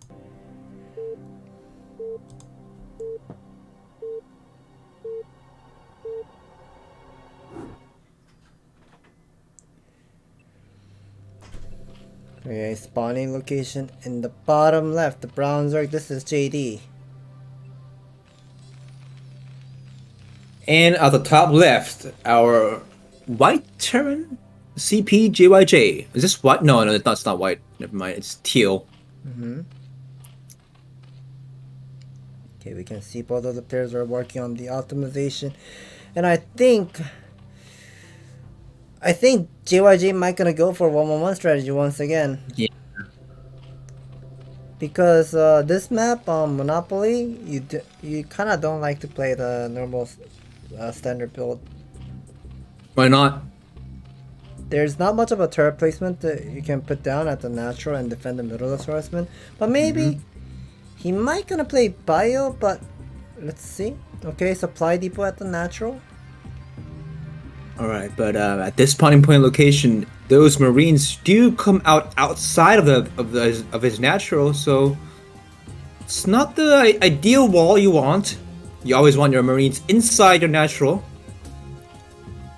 There are some things that we have to know. Would be JD cannot go for spawning pool first because you can actually wall up the main base with 2 depot with a single barracks, and we are seeing JYJ gonna go for the wall. Okay, that's a complete wall. Once he puts down another supply depot top of his barracks diagonally, he has a full wall. Oh, so Zerglings can't pass at all? They cannot. Okay. But that also means that Marines can't pass, right? Right. So JYJ has to going to lift up his barracks to get his Marine inside? Yes, that's correct. But I guess he wanted to have the wall at the natural because he wants to skip the bunker as much as possible. Yeah, and skipping the bunker is definitely a big deal. Right. Saving that 100 minerals for other infrastructure is definitely huge. I wonder if JD will be going inside of JYJ's main base to figure out the extractor or whatnot. Oh, never mind. He'll be putting down the supply depot like that. Okay, what's that building placement? What do you think about that? That's just like the Eclipse MC Eclipse. Oh, so is that still a perfect wall? That's not a perfect wall. Your Marine and SCV can actually go through. And JD will be going in, but he actually confirms the command center. So he's not going to be taking a risk of confirming the refinery timing. Right. And I think JYJ already started the refinery at 18. Yeah, that must be the 18 refinery at his main base. Yeah. And we have a layer at 2-minute 56 mark. And JYJ confirms it. I wonder what exactly he has prepared. Maybe it can be Rex expansion into mech opening, or it can be Rex expansion into Valkyrie build. Yeah, it can be anything. Well, just go for that standard eBay. Well, in this kind of game scenario, I would just go for. I think Valkyrie would be okay. But let's Valkyries. see. Alright, I think we might be able to see Valkyries this game. Yeah, there is a factory. As long as JYJ confirms that... Oh, and he picks up that one Zergling. And nicely done. Yeah, nicely done. Yeah, anyways, as long as JYJ confirms that Jaedong is going for that Muta tech, the Valkyrie choice is a great choice. Because the Valkyrie build is only weak against a Lurker first build. And that's true. I still do not see... Oh, he didn't make another Marine, so that's total 5 Marine. But I still do not see Academy. Where is this Academy? If I see the Academy going up, that's a sign for JYJ going for Valkyrie build. But I don't see the Academy at the main base nor at the natural. I think that was another supply depot going up at his main base. Alright, link speed is done. Picks off that scouting SCV. Is that an armory? Ooh, we have a mech build. Okay, so JYJ gonna go for the mech build against this 2 hatchery build. And another SCV will be sneaking inside of the JD's main base to figure out what's exactly going on. And maybe I might understand why JYJ has gone for the mech build, because the rush distance is really short. And JYJ is one of the Terran players who's really good at 1-1 timing with his 5 tank and Goliath production for the timing attack. Oh, and JD still doesn't have his sun gun, so he has to defend this with link speed. Right, but he's doing it fairly well. Oh, picking up the drone. Picks off the one drone. Oh, are you going to? Oh my god! Oh, he runs spot. Oh my god, this is going to be so annoying. So that is going to be doing some significant amount of damage. And at the same time, JYJ needs to be careful. He needs to put down the missile turret on time. Yeah. You can't just be microing your vulture. You have to put down your missile turrets while you do this. So it is a busy handwork. Alright, he confirms though those mutas. Oh, can you get that last hit? Oh, that was close. Oh, finally the missile turret is going up, but we have to know the rush distance is really short. I'm not sure if JYJ can get that missile turret on time. Okay, there are two missile turret at the main base, one single missile turret at the factory line. Just finishes on time. Perfect. That's perfect timing. Yeah. And JD at this point, he needs to confirm how many factories JYJ has. And I'm pretty sure JD knows that he only has 2 factories. But would be better if he can confirm it. Oh, that is a very interesting turret placement at the natural. Maybe I can learn from that for the future game. And there are 7 Muta, 8 Muta. Gonna be picking up 1 SCV. 2, 3, 4, 5. Okay, not 5. Coming back once again.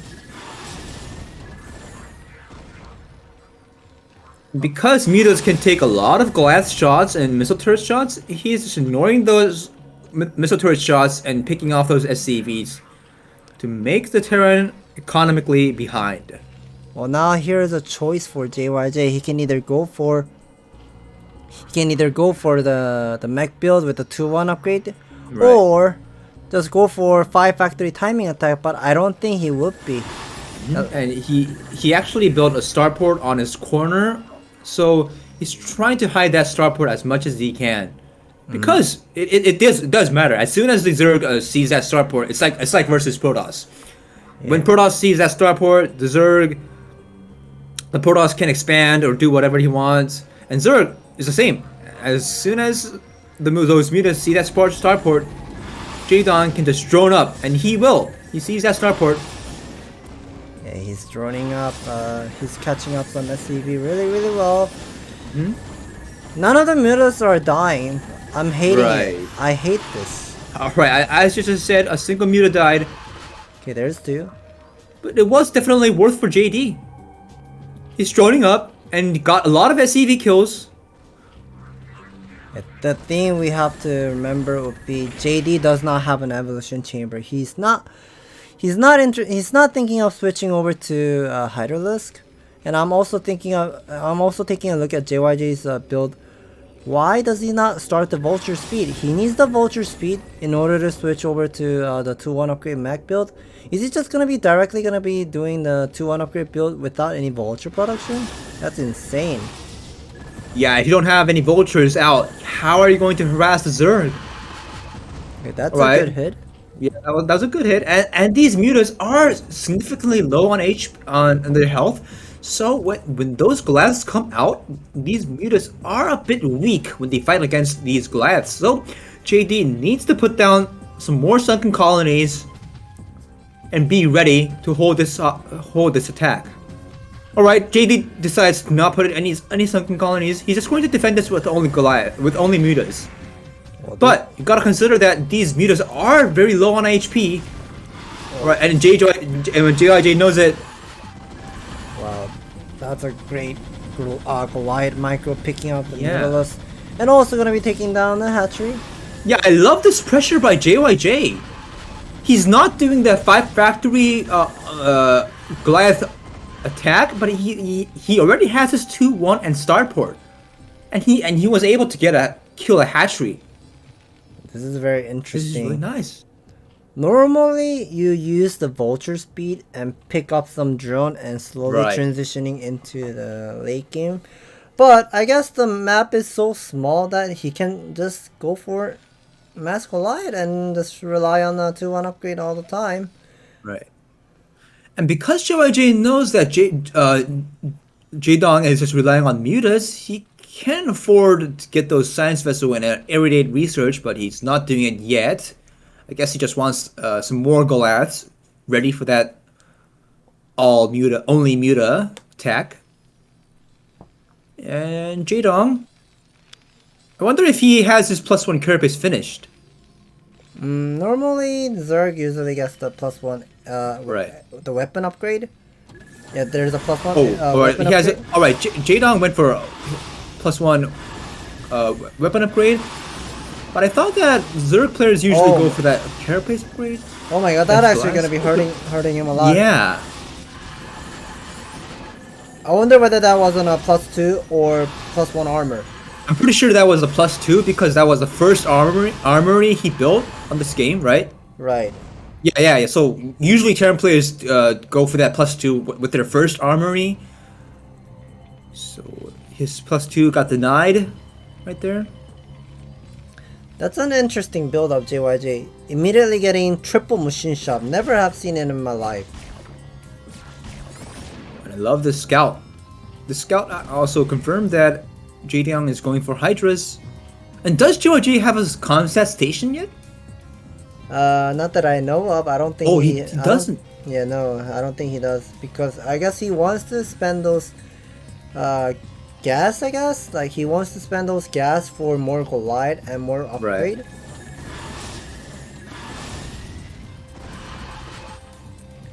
Yeah, that Mutalisk is definitely annoying. JD is switching over to +1 Hydra, but his evolution chamber was really late. We have to remember his upgrade is gonna be really late. And we have to take a look at this JYJ's upgrade, whether he's gonna be having 1-1 upgrade or just +2 attack. Right, and because his +2 isn't even finished yet, I guess the +2 was denied. Well, that hurts, but JYJ didn't lose a lot of any Goliaths while that happened. Oh, that is a nice erratic. JD is taking a long time to split his Mira. Oh no! That was a brilliant irradiate. That was hard to pick, right? Yeah, hard to split. Mm-hmm. And yeah, we are seeing the Hydralisk right now. Does not have the upgrade yet. And because JD already has a lot of Vespene gas, he pulled off all those drones that were mining the gas.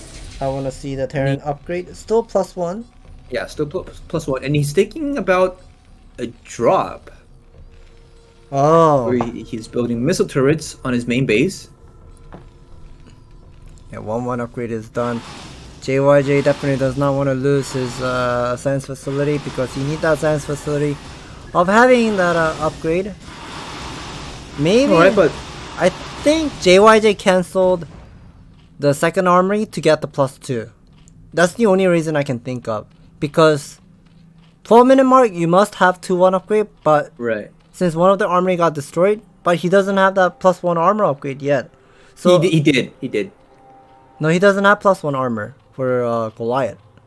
Well, last time I checked, like a few seconds ago, I saw that he had his +1. Yeah. Okay, Observer, please click on any. Oh wait, it doesn't. Oh, never mind. So one of the possibility I can think of would be he cancelled his second army of the armor 1 upgrade and immediately rushed for +2. That's the only way that can be making sense. Right. Oh, that's nice irradiate. A lot of middles getting killed. Another nice irradiate, and JD is just making mass Hydra, but making mass Hydras into. Alright, he got his +2. And when Jaedong is trying to attack, JYJ already has his +2, so these siege tanks can just one-shot Hydras. Yeah. Not sure about this attack, Jaedong. Well, +2 Hydralisk is definitely strong. And a lot of +2 siege tank is definitely strong. A lot of Hydralisk just got melted. And this is an interesting map opening. He did not use any well, he did use the first vulture in the beginning, but he didn't use the vulture speed at all. He just, now he's finally making the vulture. He's about to move out. Yeah, he has about 170 supply. This is the right timing for JYJ to move out. Look at how many siege tank he right now has. Yeah, and Jaedong doesn't have any saved up queens. And at this point of game, you really can't go for queens, right? Because Jaedong is constantly producing Hydras, he doesn't have any saved resources for queens. Yeah, this siege tank and army coming in a straight line. I think JYJ needs to give up this expansion. That's just way too many Hydralisks right now.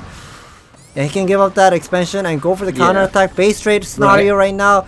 JYJ is couple steps away of getting into round of 8, I would say, because we can see the supply lead for JYJ, and as long as he does not lose his natural, JYJ is gonna be winning the game in my opinion. Yeah, and Jaedong got some queens, but those queens are too late. Like, getting queens while your main base is getting destroyed by the Terran forces, it's pointless.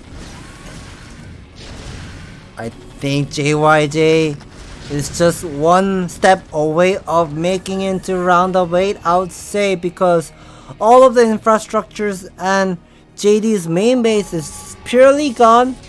This Goliath Siege Tank attacking the third expansion, it's just gonna be so brutal for JD. I don't know how well he's gonna be keeping up the game.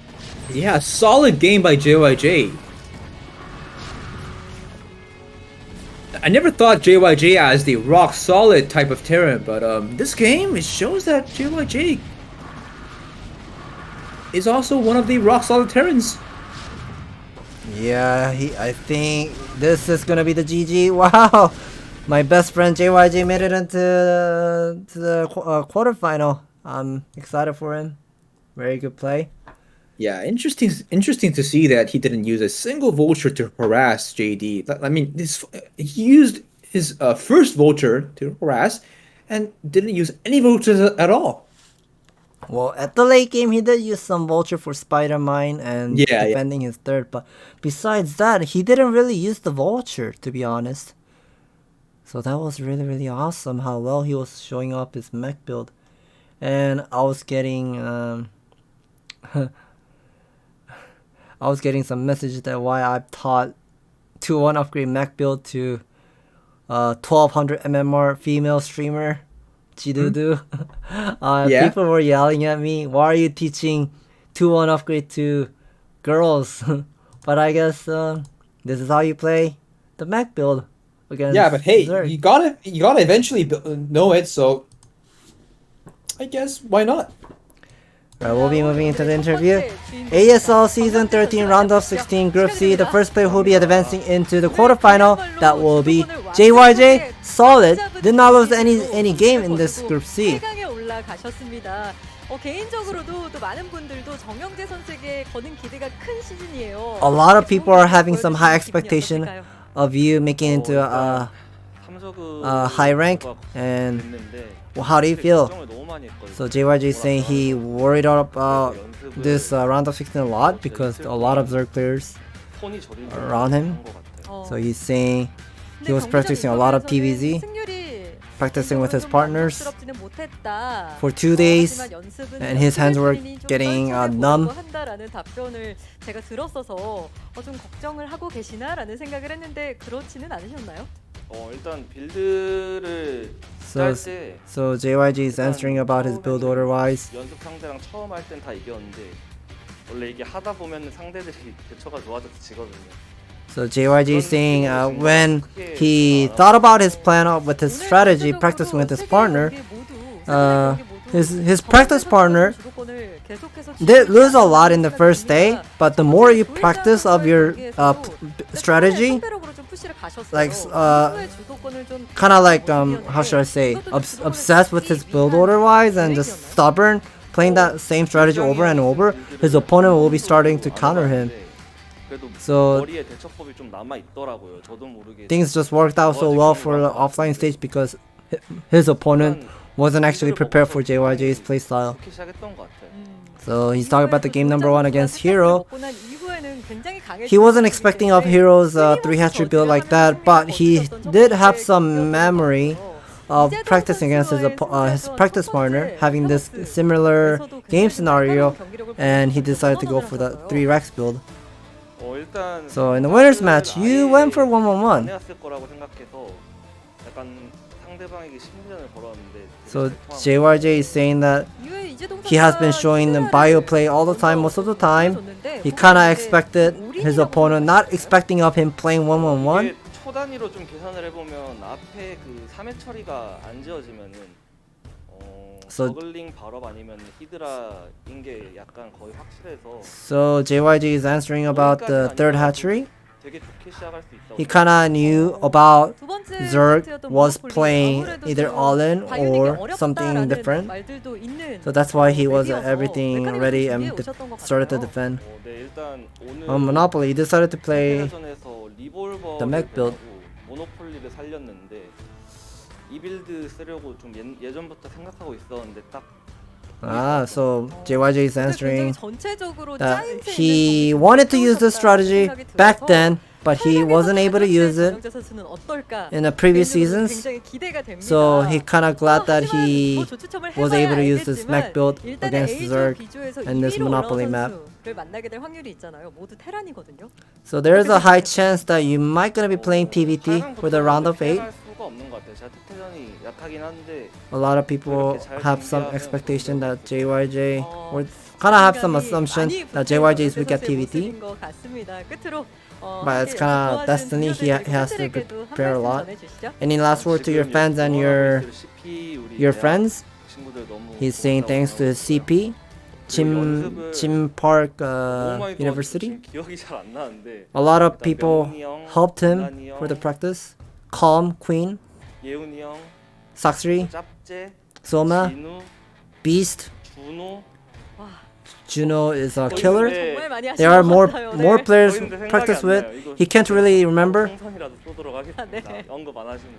He wanted to remember as much as possible, but he wasn't able to. Any last word to your fans? I know lots of fans probably did not expect that he will be advancing into round of 8. Since he made it into round of 8, he will try his best to show some great performance in round of 8. And once again, congratulations. We'll see you again in round of 8. So that was the first player advancing into the round of 8 in Group C. So she will be also talking about the ASL Season 13 event. Ask ASL. You go to ASL mainstream platform. Ask a question. Leave a comment. If your comment gets selected, you get the ASL mini humidifier. There's also the winner's prediction event. People who get the prediction right, you get the ASL mini humidifier as well. And good luck with the event. So we are also excited to see who will be advancing into round of 8 as a second player in this Group C. But before that, we'll have to go back to the commercial break. We'll see you again.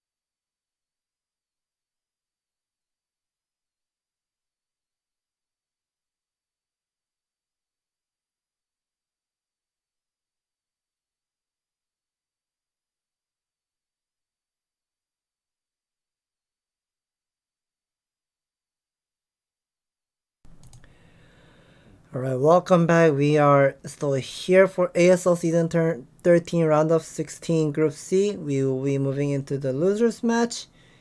That is going to be Hero versus Soki. And I think Soki is somewhat worried about playing his ZVZ. That is his not favorite matchup. Playing another ZVZ on his loser match. Ooh. Good thing that it's not best of one. You can still have one more chance even if you lose. Well, Hero is also a very well-known player, good with his ZVZ mechanics and micro. Hero is also one of a very strong ZVZ player, so I'm really excited to see this matchup.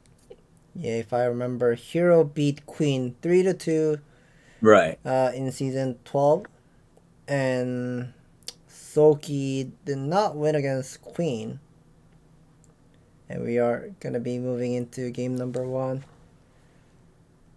Oh, someone is calling. Oh, I have to ignore. Well, anyways, yeah, Hero versus Soki on Allegro. So, I guess players did not want it to play on Metaverse and Eclipse. Eclipse is one of the standard map. I'm not sure why Soki does not want it to play on Eclipse.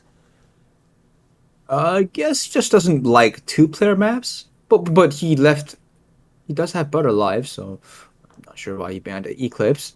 But same goes for Hero. I'm not sure why he banned Metaverse. Right, players are ready. We'll be moving into game number 1 of this best of 3.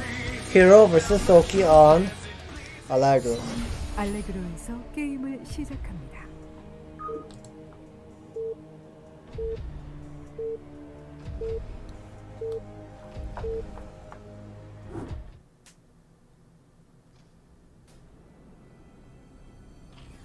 Alright, spawning location, the bottom left, the blue Zerg. This is Hero.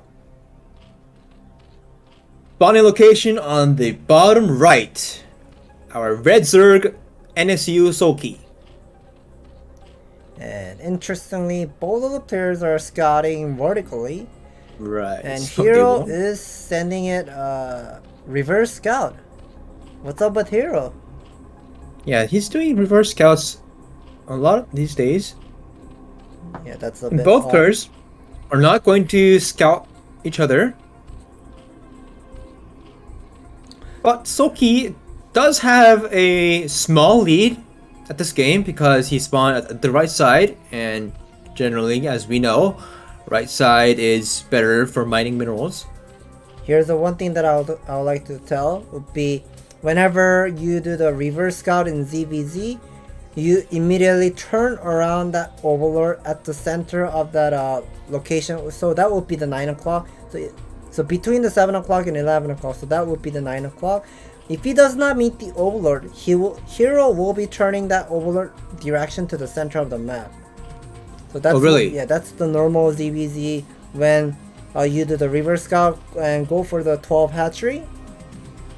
And Soki has gone for. Oh yeah, you're right. Overpull. He's actually turning that overlord around and moving it to the center of the map. Yeah, this is the normal thing in ZVZ knowledge, that you turn around and not see. You turn around as soon as you do not see the overlord. And Soki did not go for the 9 pull here, overpull, and Hero started off with the 11 hatchery. So I guess you're right. Most of these ZVZ players are not doing for that 12 hatchery, but instead they're doing that 11 hatchery. Yeah, the small difference of the 9 pull 1 minute mark. I know a lot of people do not know about this fact. If you guys check out the YouTube, one of the Zerg player who he's not a player but Zerg user who kind of crazy about the optimization, he was able to pull out the 9 pull 1 minute mark, and it's really insane, and you're not able to hold off that 1 minute 9 pull with the 12 hatchery build. But with 11 hatchery, you still have the chance to hold it off. Yeah, because of the spot, you do what's it called, 10 spawning pool instead of 11 spawning pool. Right. And now Hero making the lair tech.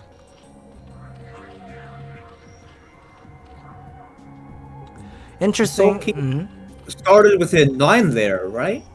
Yeah, overpull into lair first. Alright, overpull into lair first. So Hero does have a nice lead on his build choice. Yeah, here are the Zerglings, but Hero has a lot of Zerglings. I think Soki is so sad about this game because Soki did 12 pull against JD. JD went for 11 archery, and Hero also went for the 11 archery once again. He needs to overcome somehow. Okay, he does have the Zergling metabolic boost. Okay, he does have extra 2 Zergling. Yeah, as soon as that Zergling speed finished, Soki went for the attack, and this attack is going so well for Soki. He actually break that natural. Not sure why Hero did not have enough Zergling. Maybe was he being too greedy, making extra drone? That single drone matters. I guess it does because he didn't have his link speed. But okay, let's look at this. Hero lost what, 2 drones or 3 drones? I think was it 3? Not that I know of, but he did lose a lot. He will be losing another drone. Maybe not. Yeah, he can't afford to lose any more drones because he didn't even start up his Spire. And Soki, I'm pretty sure he has his Spire going right now. Yeah, Soki has decent amount of minerals and Spire Tech. The Spire Tech is already finished, but alright, Hero doesn't even have a Spire, but he has his lair finished. So this is a very awkward situation for Hero. Oh, another drone. Yeah, I think Hero messed it up, and he's kind of late about putting down the Evolution Chamber. I think Hero's just going to be tapping out as soon as the Zergling attack fails. Oh, that's a nice SimCity with the Evolution Chamber. You can usually get to see this SimCity in 2v2 and 3v3 hunters. Alright, I guess Hero's just going to delay that Evolution Chamber because he knows that Soki's mutas are going to defend this Ling Bust. Soki just saving his drones. Nice running away from those Zergling. He's just moving around the drones. He didn't lose any. Well, he did lose 1 or 2, but still, that's a lot. Yeah, the point is to not lose any drones. It doesn't really matter if you lose a lot of mining time. The point is to not lose any drones. And Soki did manage to not lose any drones. At this point of game, it's really weird for Hero because he has his lair finished, but he has to put down spore colonies. Right. Oh, okay. He also has an additional 2 Zergling to actually take down the spore. If the spore colony goes down under probably 200 HP, maybe he might just gonna go for the bust. Yeah. And like we said before, 5 mutas, they beat a spore colony. Oh my. Oh, and he loses another drone. Another, oh my god. This is deadly unfortunate for Hero. Yeah, Soulkey is playing is sharp this game. As soon as that link speed finishes, he goes for the attack. He was confident, and that attack was successful. Oh, and that spore does not hit those mutas. Yeah, I think Soki will be just mining the gas slowly and maybe start putting down another hatchery whenever he wants. He just has all the lead. He has the worker lead, he has the air advantage, and yeah, he also has a lot of drone too. He can just put down another hatchery if he wants. Yeah, as soon as he gets rid of these Zerglings, yep, Hero taps out. Yeah, so Soki, luckily he did not lose this game number 1. He said he does not like about ZBZ. I guess Hero was a bit too greedy with that single drone. If that single drone was a Zergling, Hero would have defended off Soki's first Zergling attack and actually pressure him with his more larva. And Hero's games are not looking so good today. Yeah, it looks like just by looking at his face, he seems really tired. Maybe he didn't sleep well. We weren't expecting the 3rd place from the last season getting eliminated without winning any game. That's just that is unfortunate. Yeah, that's a bit unfortunate for Hero, and Game number 2, it is played on Butter. Butter is one of the map you can actually spawn. Both of the players spawns at the right side, same amount of resource, or whoever optimized better, they're gonna have better build order. I want to see who's gonna be having better optimization on Butter. Right, looks like players are ready. We'll be moving into the second game. Hero versus Soki. Soki is leading the score 1-0 on Butter. 버터에서 게임을 시작합니다.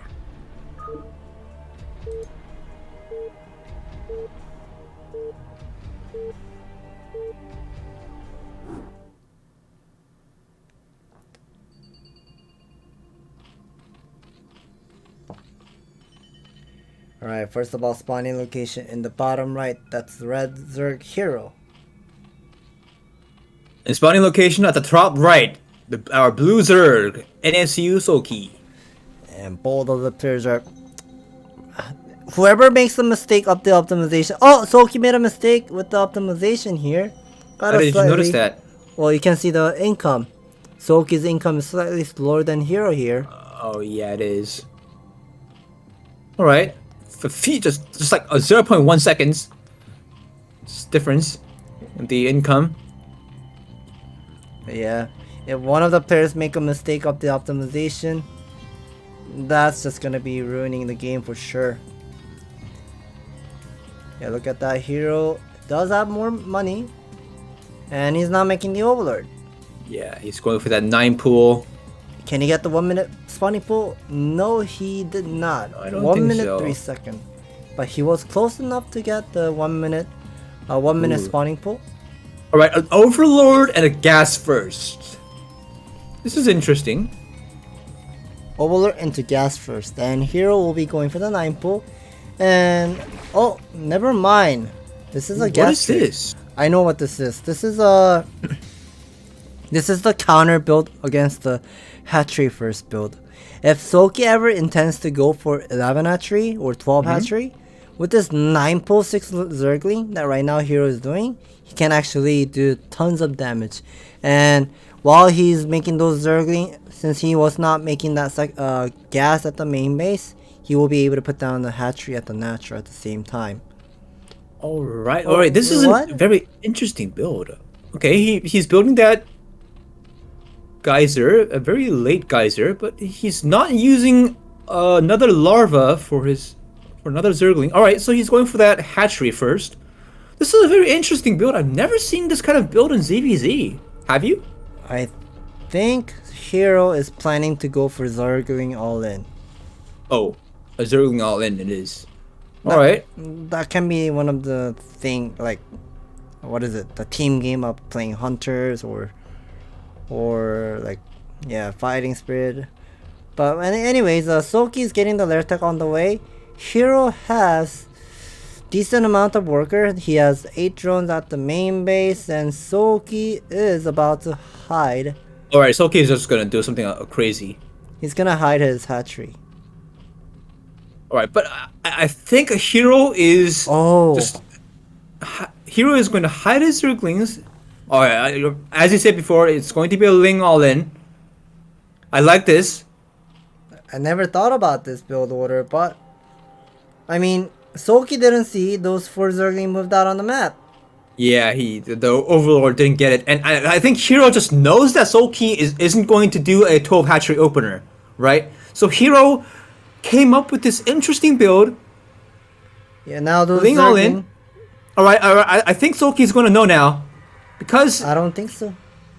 Well, Soki saw those Zerglings, and with that Overlord, he knows that Hero is not going for the lair, so Soki knows that a Ling all in is going to come, so he needs to put down a creep colony, a sunken colony, right now.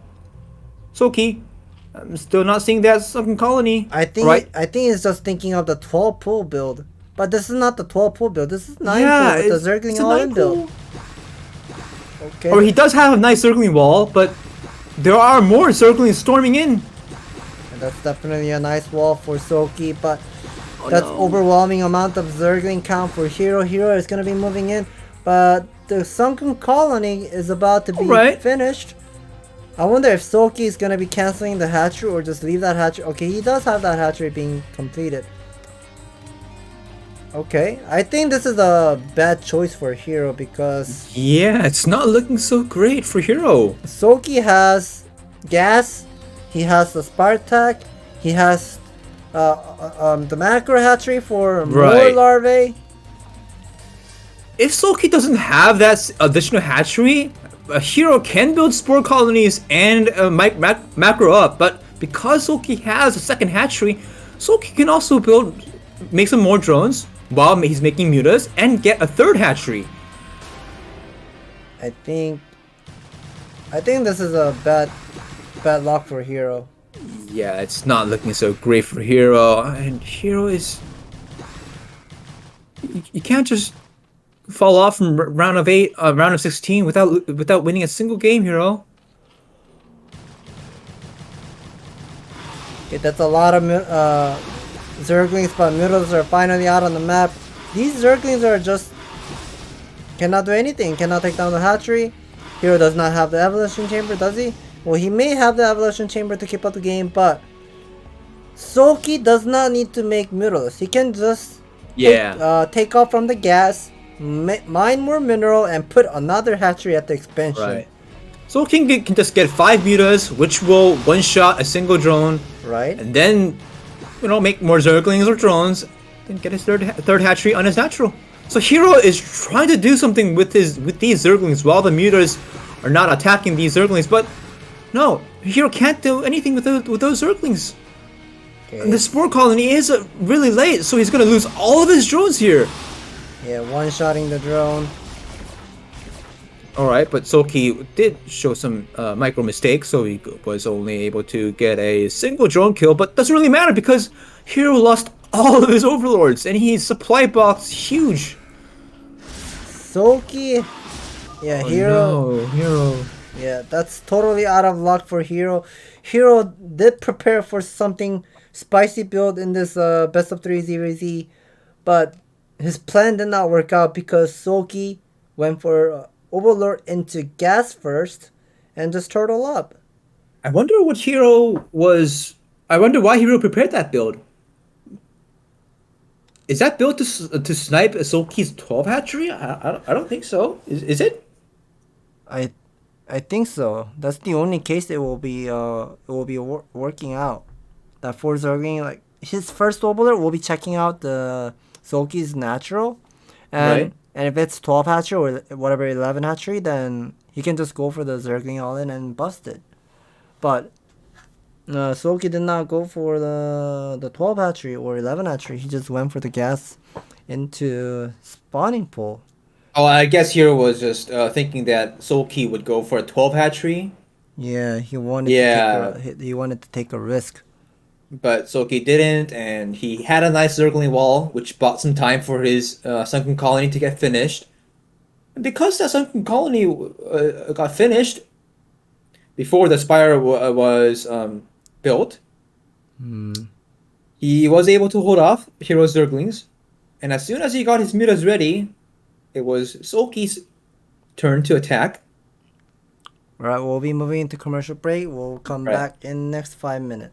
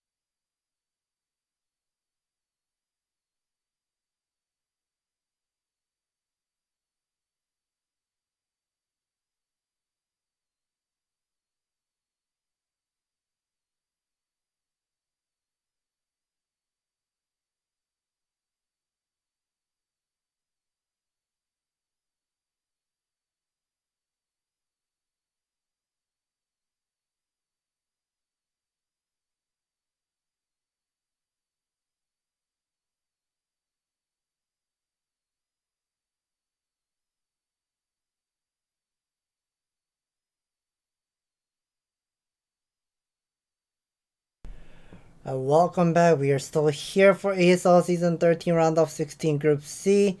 We have one more last game of the decider match, the final match of JD versus Soki. I wonder what maps are going to get vetoed by the players. And we are taking a look at JD's face here. Very handsome man. I like his shoes, by the way. Did you see his shoes? No, I didn't get to see it. His shoes are really pretty. Anyways, I'm a big fan of the both players. I really don't want to see any players lose on this round of 16, but I have to. It's really unfortunate. And Soki is here. I guess he's still looking alright. I did not know his eyes are not even. His right eye is somewhat smaller, I would say. But Sure, doesn't most really professional. Pretty sure most professional players don't have even eyes. I think. Yeah, my right eye is smaller for me. Yes, same Or for maybe me. it's because I'm getting older and my skins are just getting. It doesn't have much of what's it called in English? What is it called? I know what you mean. I forgot that word. Yeah, I cannot think of the word in English. Let me think. We can actually look up the dictionary while we're still waiting for the players. Yes, skin elasticity. Ah, forgot how to pronounce it either. But yes, that could be the word you are mentioning about. Yes. Yeah, as you age, you do lose a lot of skin elasticity. And anyways, but I think Jaedong just never ages. Yeah, he has just been being healthy all the time, working out. He just recently got out of the military service. That was about 5 months ago or so. And he's putting on his noise cancellation headset. Looks like players are going to be getting ready of this best of 3. First map is going to be played on Butter. JD has seen what Soki was doing, but Soki does not know what JD will be doing. And players are vetoed Monopoly and an Allegro. Yeah, those veto choices are definitely interesting. Yeah, a lot of 2 players map of this best of 3. Butter and Eclipse and Revolver is a symmetrical map vertically. No, I should say horizontally. And yeah, I wonder what Soki will be doing since he has already shown the Overlord gas from the last game. And JD, whether he's going to be doing the 9 pull just like Hero or do the 11 archery. Who knows? Yeah, both players just thinking about what they are going to do. For ZVZ, honestly, you really can't prepare a build, a strategy. No, you don't need to. Yeah. You just gotta go for that intuition right now, what you're feeling. And yes, and we are now ready. JD versus Soki on Butter. This is the first game of this best of 3.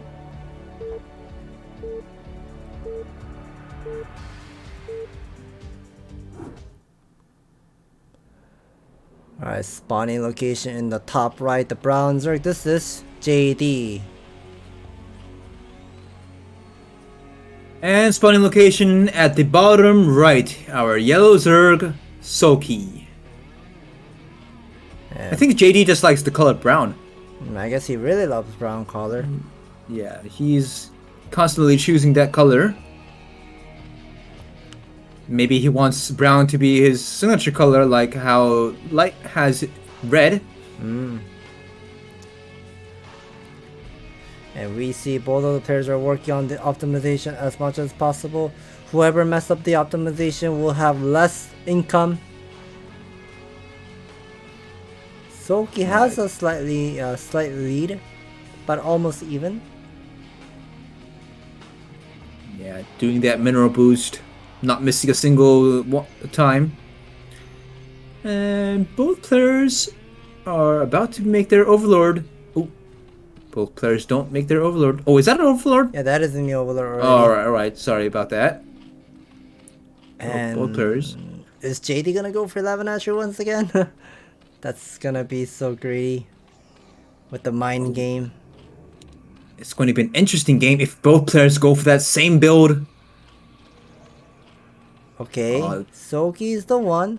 Oh, look at that. Same build. Same build, but JD is being more greedy. Yep, JD is going for that 12 hatch, and Soki with that 11 hatch.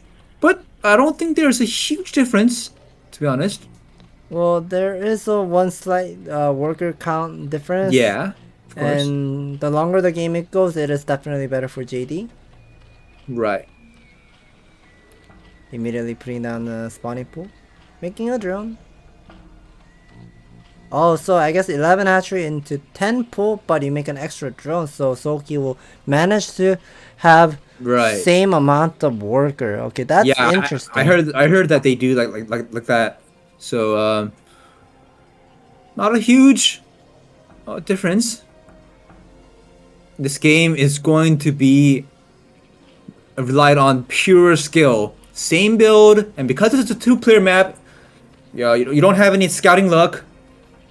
Both players are going to see each other, whether they make drones or zerglings. So it's going to be a heavy micro game.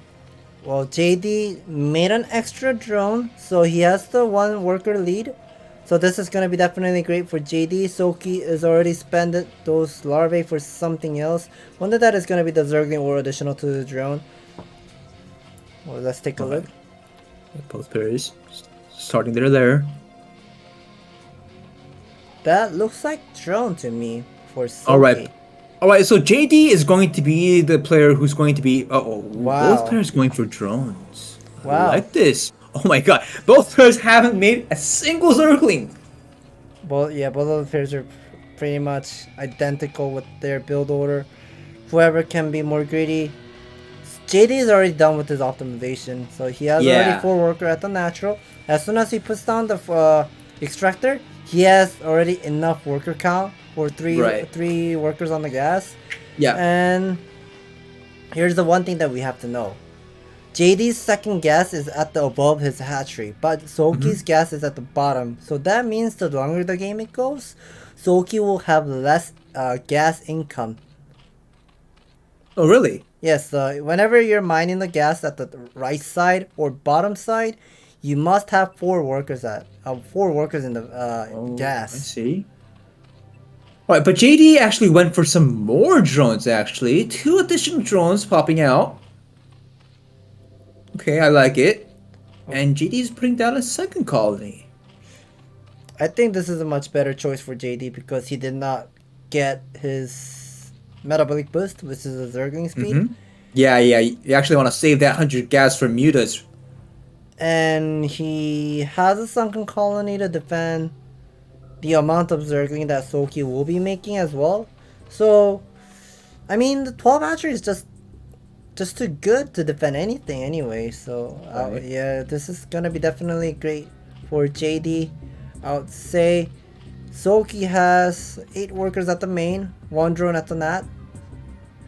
I hope you see some insane late game ZVZ on for this one. I like how he's on hold position with his zergling. Right. But here are the number of zerglings. Flood incoming. More zerglings are coming. More zerglings, and okay, alright, so Soki doesn't want to save up his larva for 6 mutas, but Jaedong, he did save up all of his larva for 6 mutas, and because Soki has a huge zergling lead, and Jaedong knows it, he pulled off all of his drones, but those drones aren't fighting yet. Those drones are not working so well. But if he saves those drones... Yeah, as long as Jaedong saves these drones, he will have his mutas out now. Yeah, that's good. Picking up those zergling at the main base. Nicely done. Nicely done. Oh, he attacked his own extractor and get that zergling at the last hit. Ooh, but Jaedong made a small mistake of following that overlord. Yeah, Soki is on his pace of going for the harassment. And there are a lot of mutas. Wow, that's a lot of mutas. 8 mutas already. 8 mutas. Well, Soki only has 6. But still, Soki has enough drones, so he can still have more mutas coming out. But what if those mutalists are out of position and JD just immediately goes for the backstab here, and he has 8 Muta with 2 Scourge. I think that's another Muta incoming, so that's gonna be total 9 Muta. 1 Muta will fall. And because JD knows that Soki didn't save up any larva for mutas, JD is being confident. Oh. And I'm not sure if JD's confidence was overconfidence. Soki, with excellent Scourge and Muta Micro, chasing down JD's mutas and picking up one by one.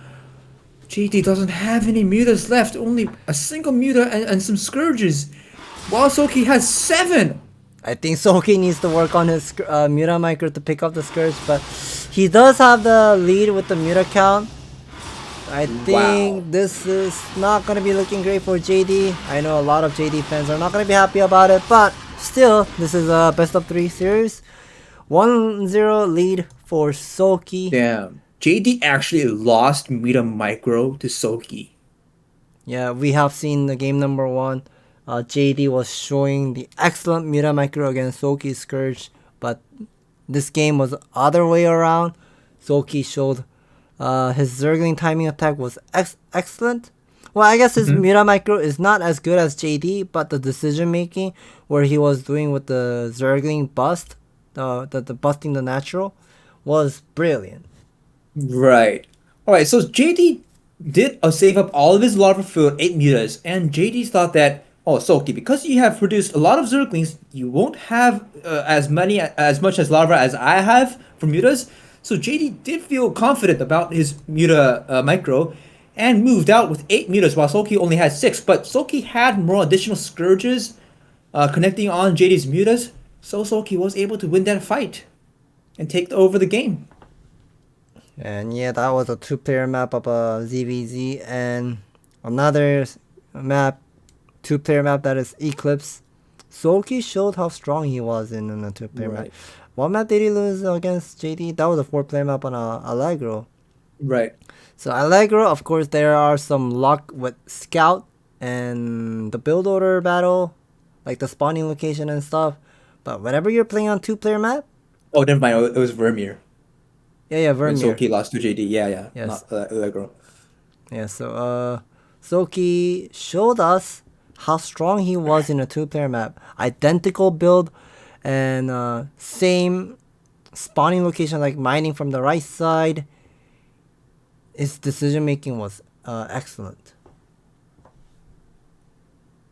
Yeah, and that game almost looked like Soki versus JD, but JD was the one who was playing defensive, and I guess the one who's playing defensive is not so good on a ZVZ. I guess you have to play aggressive. Because JD has put down a Sunken Colony and didn't do his Zergling link speed, did get harassed a lot by those Zerglings. Alright, looks like players are ready. We'll be moving into game number 2 of this best of 3 series. This is the final game of JD versus Soki on Eclipse. 게임을 시작합니다.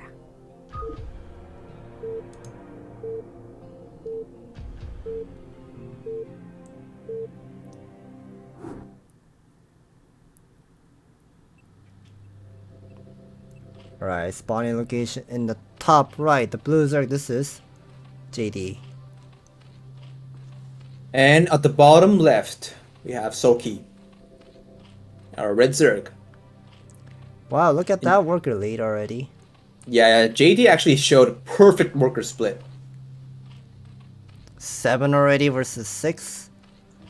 Yeah, this is a huge difference in ZVZ. Whoever mines on the left side, whoever mines on the right side. Yeah, this is definitely a huge difference early on. JD already has his drone out, but Soki. I wonder if he can actually put down the 1 minute spawning pool. I want to see how much of a mineral he will be having. Yeah, I'd love to see that by JD. Okay, see how many minerals he has. Yeah, Alright, he made it overlord, so. But I still want to see if he has 100 mineral at 1 minute mark. Right.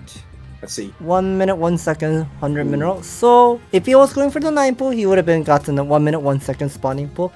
So yeah, so that's what I wanted to point out. The ZVZ, you can go for 1 minute spawning pool to kill the 12 hatchery. But I guess JD does not want to do it. He wants to be greedy. He's gonna be making more drone. Yeah, because JD spawned at the right side, he knows that his optimization skills are insane, so he's going for that very early 11 hatchery to defend off any aggressive builds by Soki, but nope, Soki is not going for any aggressive builds, so we're going to have the same build again. Same identical builds again. Yeah, same build once again. JD and Soki will be putting down the spawning pool soon. Spawning pool and then a drone. Yeah, there it is. Soki's also making the drone as well. Extractor going out for both players. Identical build just like last game. I don't know why, but I have a feeling Soki might gonna overcome even though he has the best spawning location.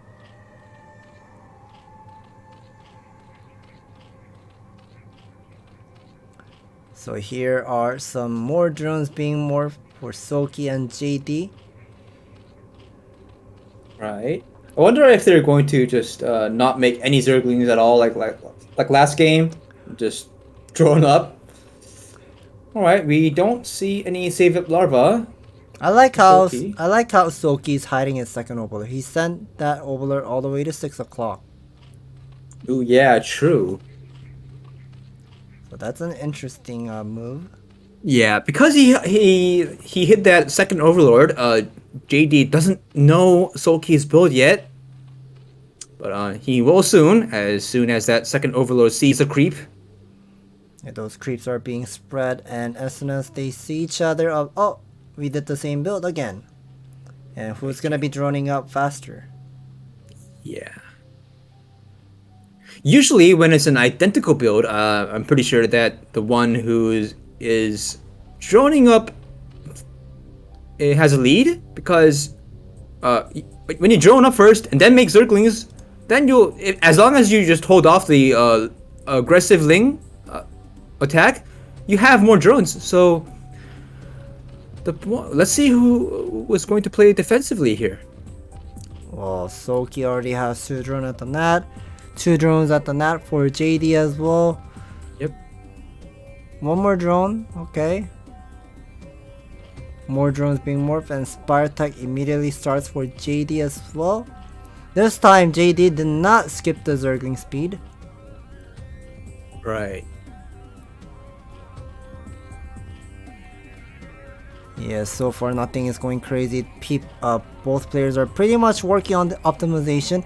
4 drones at the natural for Soki, and I think JD also has same worker count as well. Oh yeah, he does have it. Yep. He just put down the extractor. So Soki also gonna be putting down the extractor as well here. Yeah, and both players, they don't want to hide their Zerglings. They have all of their Zerglings on their natural. And while I said that, Soki just hit in 2 Zerglings. Ooh, an interesting sunken colony placement here. Oh, I guess he just wants that sunken colony to build some more units, yeah. Whether there are drones or Zerglings. Yeah, just one of a way of doing the trick Right. to make additional Zergling, having that extra Zergling for JD, and I wonder how well it's gonna pay him off. Yeah, alright. JD is going to make more Zerglings and do a Zergling bust. Right, Soki does have decent amount of Zerglings. Oh, and going first for Soki? I'm not sure about that, because JD does have a lot of Lings. Well, it seems like a lot of blue color, what I'm seeing. More Zerglings just popped out. They need to fight. Oh, I think this is a bad mistake for JD. Yeah, that was a mistake for JD, going up that ramp with those Zerglings. Yeah, he wasn't thinking of that Zergling would be standing at the high ground. So that turned out to be JD.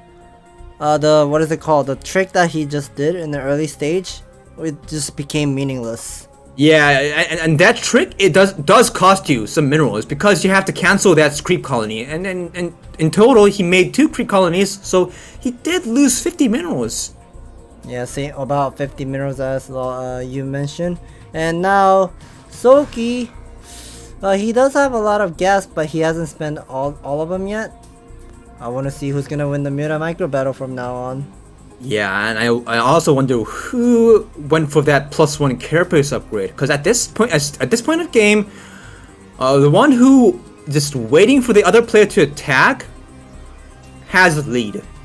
Normally in ZVZ, you want to set up 9 to 10 meta first, Right. and then start the upgrade.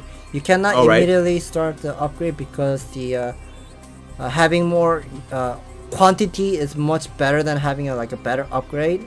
Right. So we can see from JD, I'm not sure why he's spreading that Scourge to, maybe he wants to find the Overlord maybe, but there's no Overlord. I guess he also wants to find any hidden Zerglings, but nope, there weren't any hidden Zerglings. And at this point, I think Soki can just kill some of his Zerglings to free up some space for his supply, but nope, he does have his Overlord. Alright, let's see what Jaedong wants to do with these Mutas and Scourges. And now Soki has decent amount of Muta. That's 10 Muta at his natural. And Alright. JD has... Please select how many Muta blue color he has. Well, I we think don't he know. had about 10, I think. Or 9, maybe. But when I look at the shadow, it seems the shadow doesn't seem too dark enough. But there are lots of Scourge battle. I think... Yeah. Oh, 10 Muta versus 9 Muta. So this is not going to be looking great for JD. But Soki loses another Muta. Alright, Soki doesn't care about losing his Mutas to Scourges. He just wants to chase these Mutas. Oh my god. And Soki is just so confident with his Muta Micro. I can't believe this. Wow, he just aim-moved. Yeah, Soki just killed Jaedong with his Muta Micro. Oh my god, Soki. That's a bit unfortunate with JD's Muta Micro. Soki will be taking JD down in a best of 3 series. 2-0. I didn't expect how strong he is with his Muta Micro, but a little bit overconfident with his Muta move by JD, I would say. Right. He keeps putting out his Mutas out on the field, like right next to Soki's natural, and he starts to get chased and loses all of his Mutas and Scourges. It happens twice. And Jaedong fails to advance to round of 8. Soki overcomes the mastermind of ZVZ. Now he is not a weak versus Zerg player. Yeah, showed us that he beat Hero 2-0, beating JD 2-0, and will be moving into the the winner's interview. Would you like to do the translation? Yeah, sure. Soki looks so satisfied. I'll be turning on the sound when I see the caster.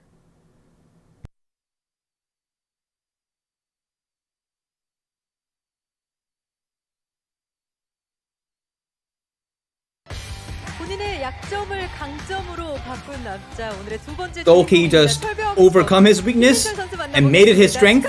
We have Soki here. Congratulations. 8강 진출 그 Thank 이상의 you. 의미가 있을 오늘 16강 경기였던 Yeah, 것 this match was very meaningful for you. 거그전만을 준비하셨다고 말씀을 하셨는데 You've only prepared versus Zerg, 극복을 해내고 and you have actually overcome 8강 진출에 your weaknesses. 성공하셨습니다. 지금 기분 어떠신가요? How do you feel right now? 떨떠래요. 지금도 아직 긴장이. I can't believe what just happened right now. 솔직히 저조차 저를 기대를 안 했는데. Honestly, I wasn't expecting on myself. 팬분들은 얼마나 기쁠까라는 생각을 좀 하고 있어요. And I'm still wondering how my fans would be so excited of my advance to round of 8. 김민철 선수가 좀 좌절할 만한 그림들이 좀 나왔습니다. 특히 이재동 선수의 첫 번째 And 세트를 against Jaedong at their first game, you did have a lead on your supply count, and you still lost to Jaedong. How did you feel? 좀 더 잘했으면은 이길 수 있었을 거라고 생각을 했는데. I thought that if I just done better, I thought that I could have got that game, but after losing that game, I was disappointed at myself. 또 심지어 또 이제 제동 형이 또 승자전에서 지더라고요. 그래서 After watching Jaedong lose at the winners match, 운이 좋게 잘 풀렸던 것 같아요. I was feeling really nervous, but I got lucky versus Jaedong. 커리어가 그냥 만들어진 게 아니라는 걸 오늘 경기를 통해서 좀 확인할 수 있었습니다. And after today's matchup, we now saw that your career hasn't just gotten to this on a single day. 봤다고 느꼈거든요. 패자전부터 좀 느낌이 오셨나요? This was truly these games were truly identifying your nickname, which is the wall, the iron wall, Soki. 이 경기에는 좀 자신감이 생겼어요. 그다음에는 And after playing against Hero, I got some confidence on ZVZ. 선택을 했고요. 그래가지고 So after with those confidence, I chose my builds, which were two consecutive 11 hat-3s. 저저전으로 치러내고 결국 8강까지 올라가시네요. Yeah, you've advanced to round of 8 after playing ZVZ all games. 높은 산은 뛰어넘었다는 생각이 들어서 다전제 좀 기대해봐도 될 것 같은데 어쨌든 한 명의 저그가 또 아직은 있습니다. 8강에서 만날 수 있는. Alright, you still have another Zerg action on round of 8. 8강은 좀 어떨 것 같으신가요? How do you think that match will be? 이번에도 정말 저저전 연승만. But I still struggle with ZVZ because ZVZ does give you a lot of pressure. And I hope I don't meet action on round of 8. I don't want to play ZVZs. 이번에 근데 저저전 정말 연습을 많이 했는데 그중에서 I practiced a lot for this ZVZ matchup. 일단 명훈 형이나 뭐 I want to thank Queen, HDY. 재혁이 형 이렇게 해서. Wait a second. Who was that? 유난 형은 I forgot his name. 빌드적인 부분에서 Park Jae-hyuk. 도움을 많이 줬어요. 그래서 Hyuk. And Calm. Oh yeah, Hyuk. 빌드가 사실 그렇게 압도적으로 먹진 않았어요. 빌드를 이기진 않았지만 정신적 지주가 됐던 것 같아요, 유난 형. And Calm was actually a really nice mentor for him 부분이 있지 않나 싶어서 on ZVZ. 고맙다고 생각을 하고 있습니다. I really want to thank Calm. 극복하는 모습을 김민철 선수가 보여주셨기 때문에 저는 내일 좀 부담 없이 추첨을 하도록 하겠습니다. 네. That was a 김민철 선수 팬분들에게 한마디 또 전해. congratulations on Soki. 네, 요새 이제 아무래도 대학판이 활발하다 보니까 저도 이제 And because we have all this Starcraft University activity going, 이게 뭔가 소속감이 생기니까 더 and after I feel included on this university, I'm now feeling responsibility. And after getting into the university, I started to feel really satisfied, and I think that's why I got into the round of 8. Thank you. ASL 시즌 13 16강 시조 경기 모두 만나보셨습니다. 오늘의 두 번째 8강 진출자 김민철. Alright, Thank you for the interview translation for Legoman.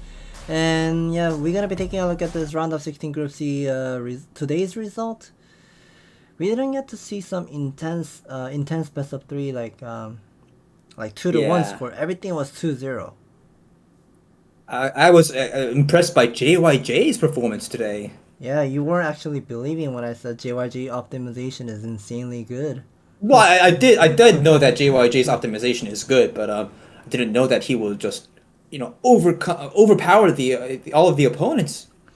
Yeah, so JYJ looks like he's gonna be playing lots of TVT. He's worried about his TVT.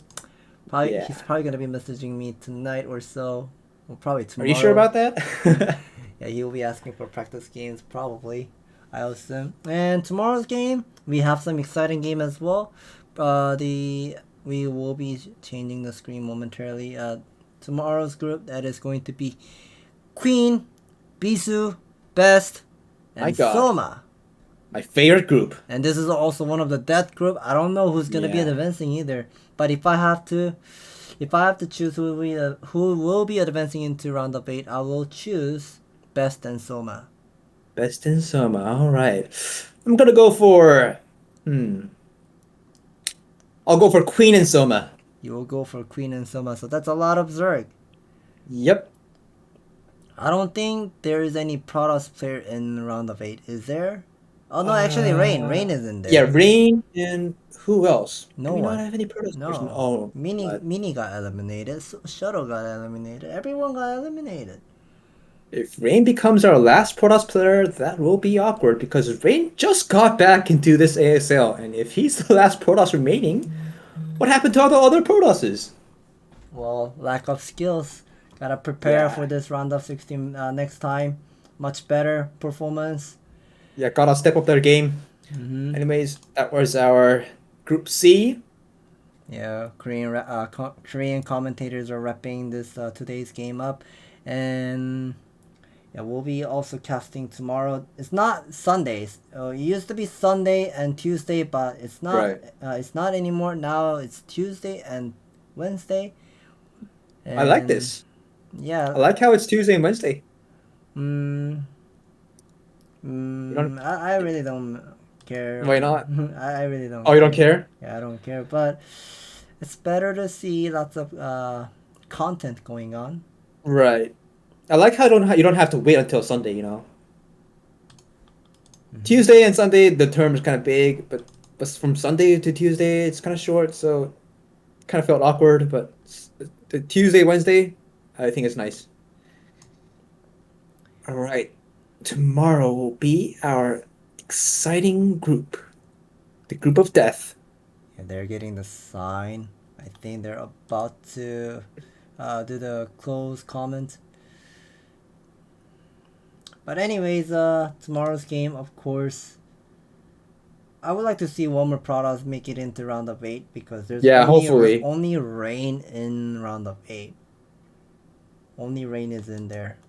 So I would like to see one more products in there to balance out the race distribution. And it looks like Korean commentators are wrapping it up.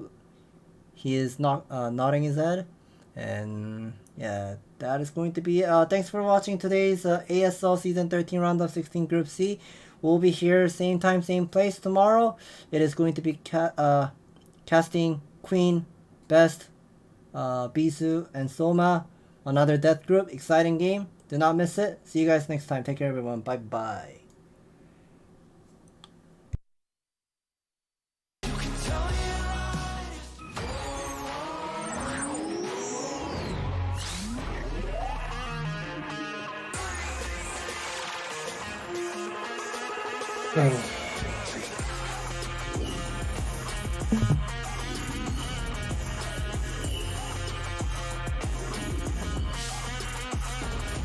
형 이제 뭐예요?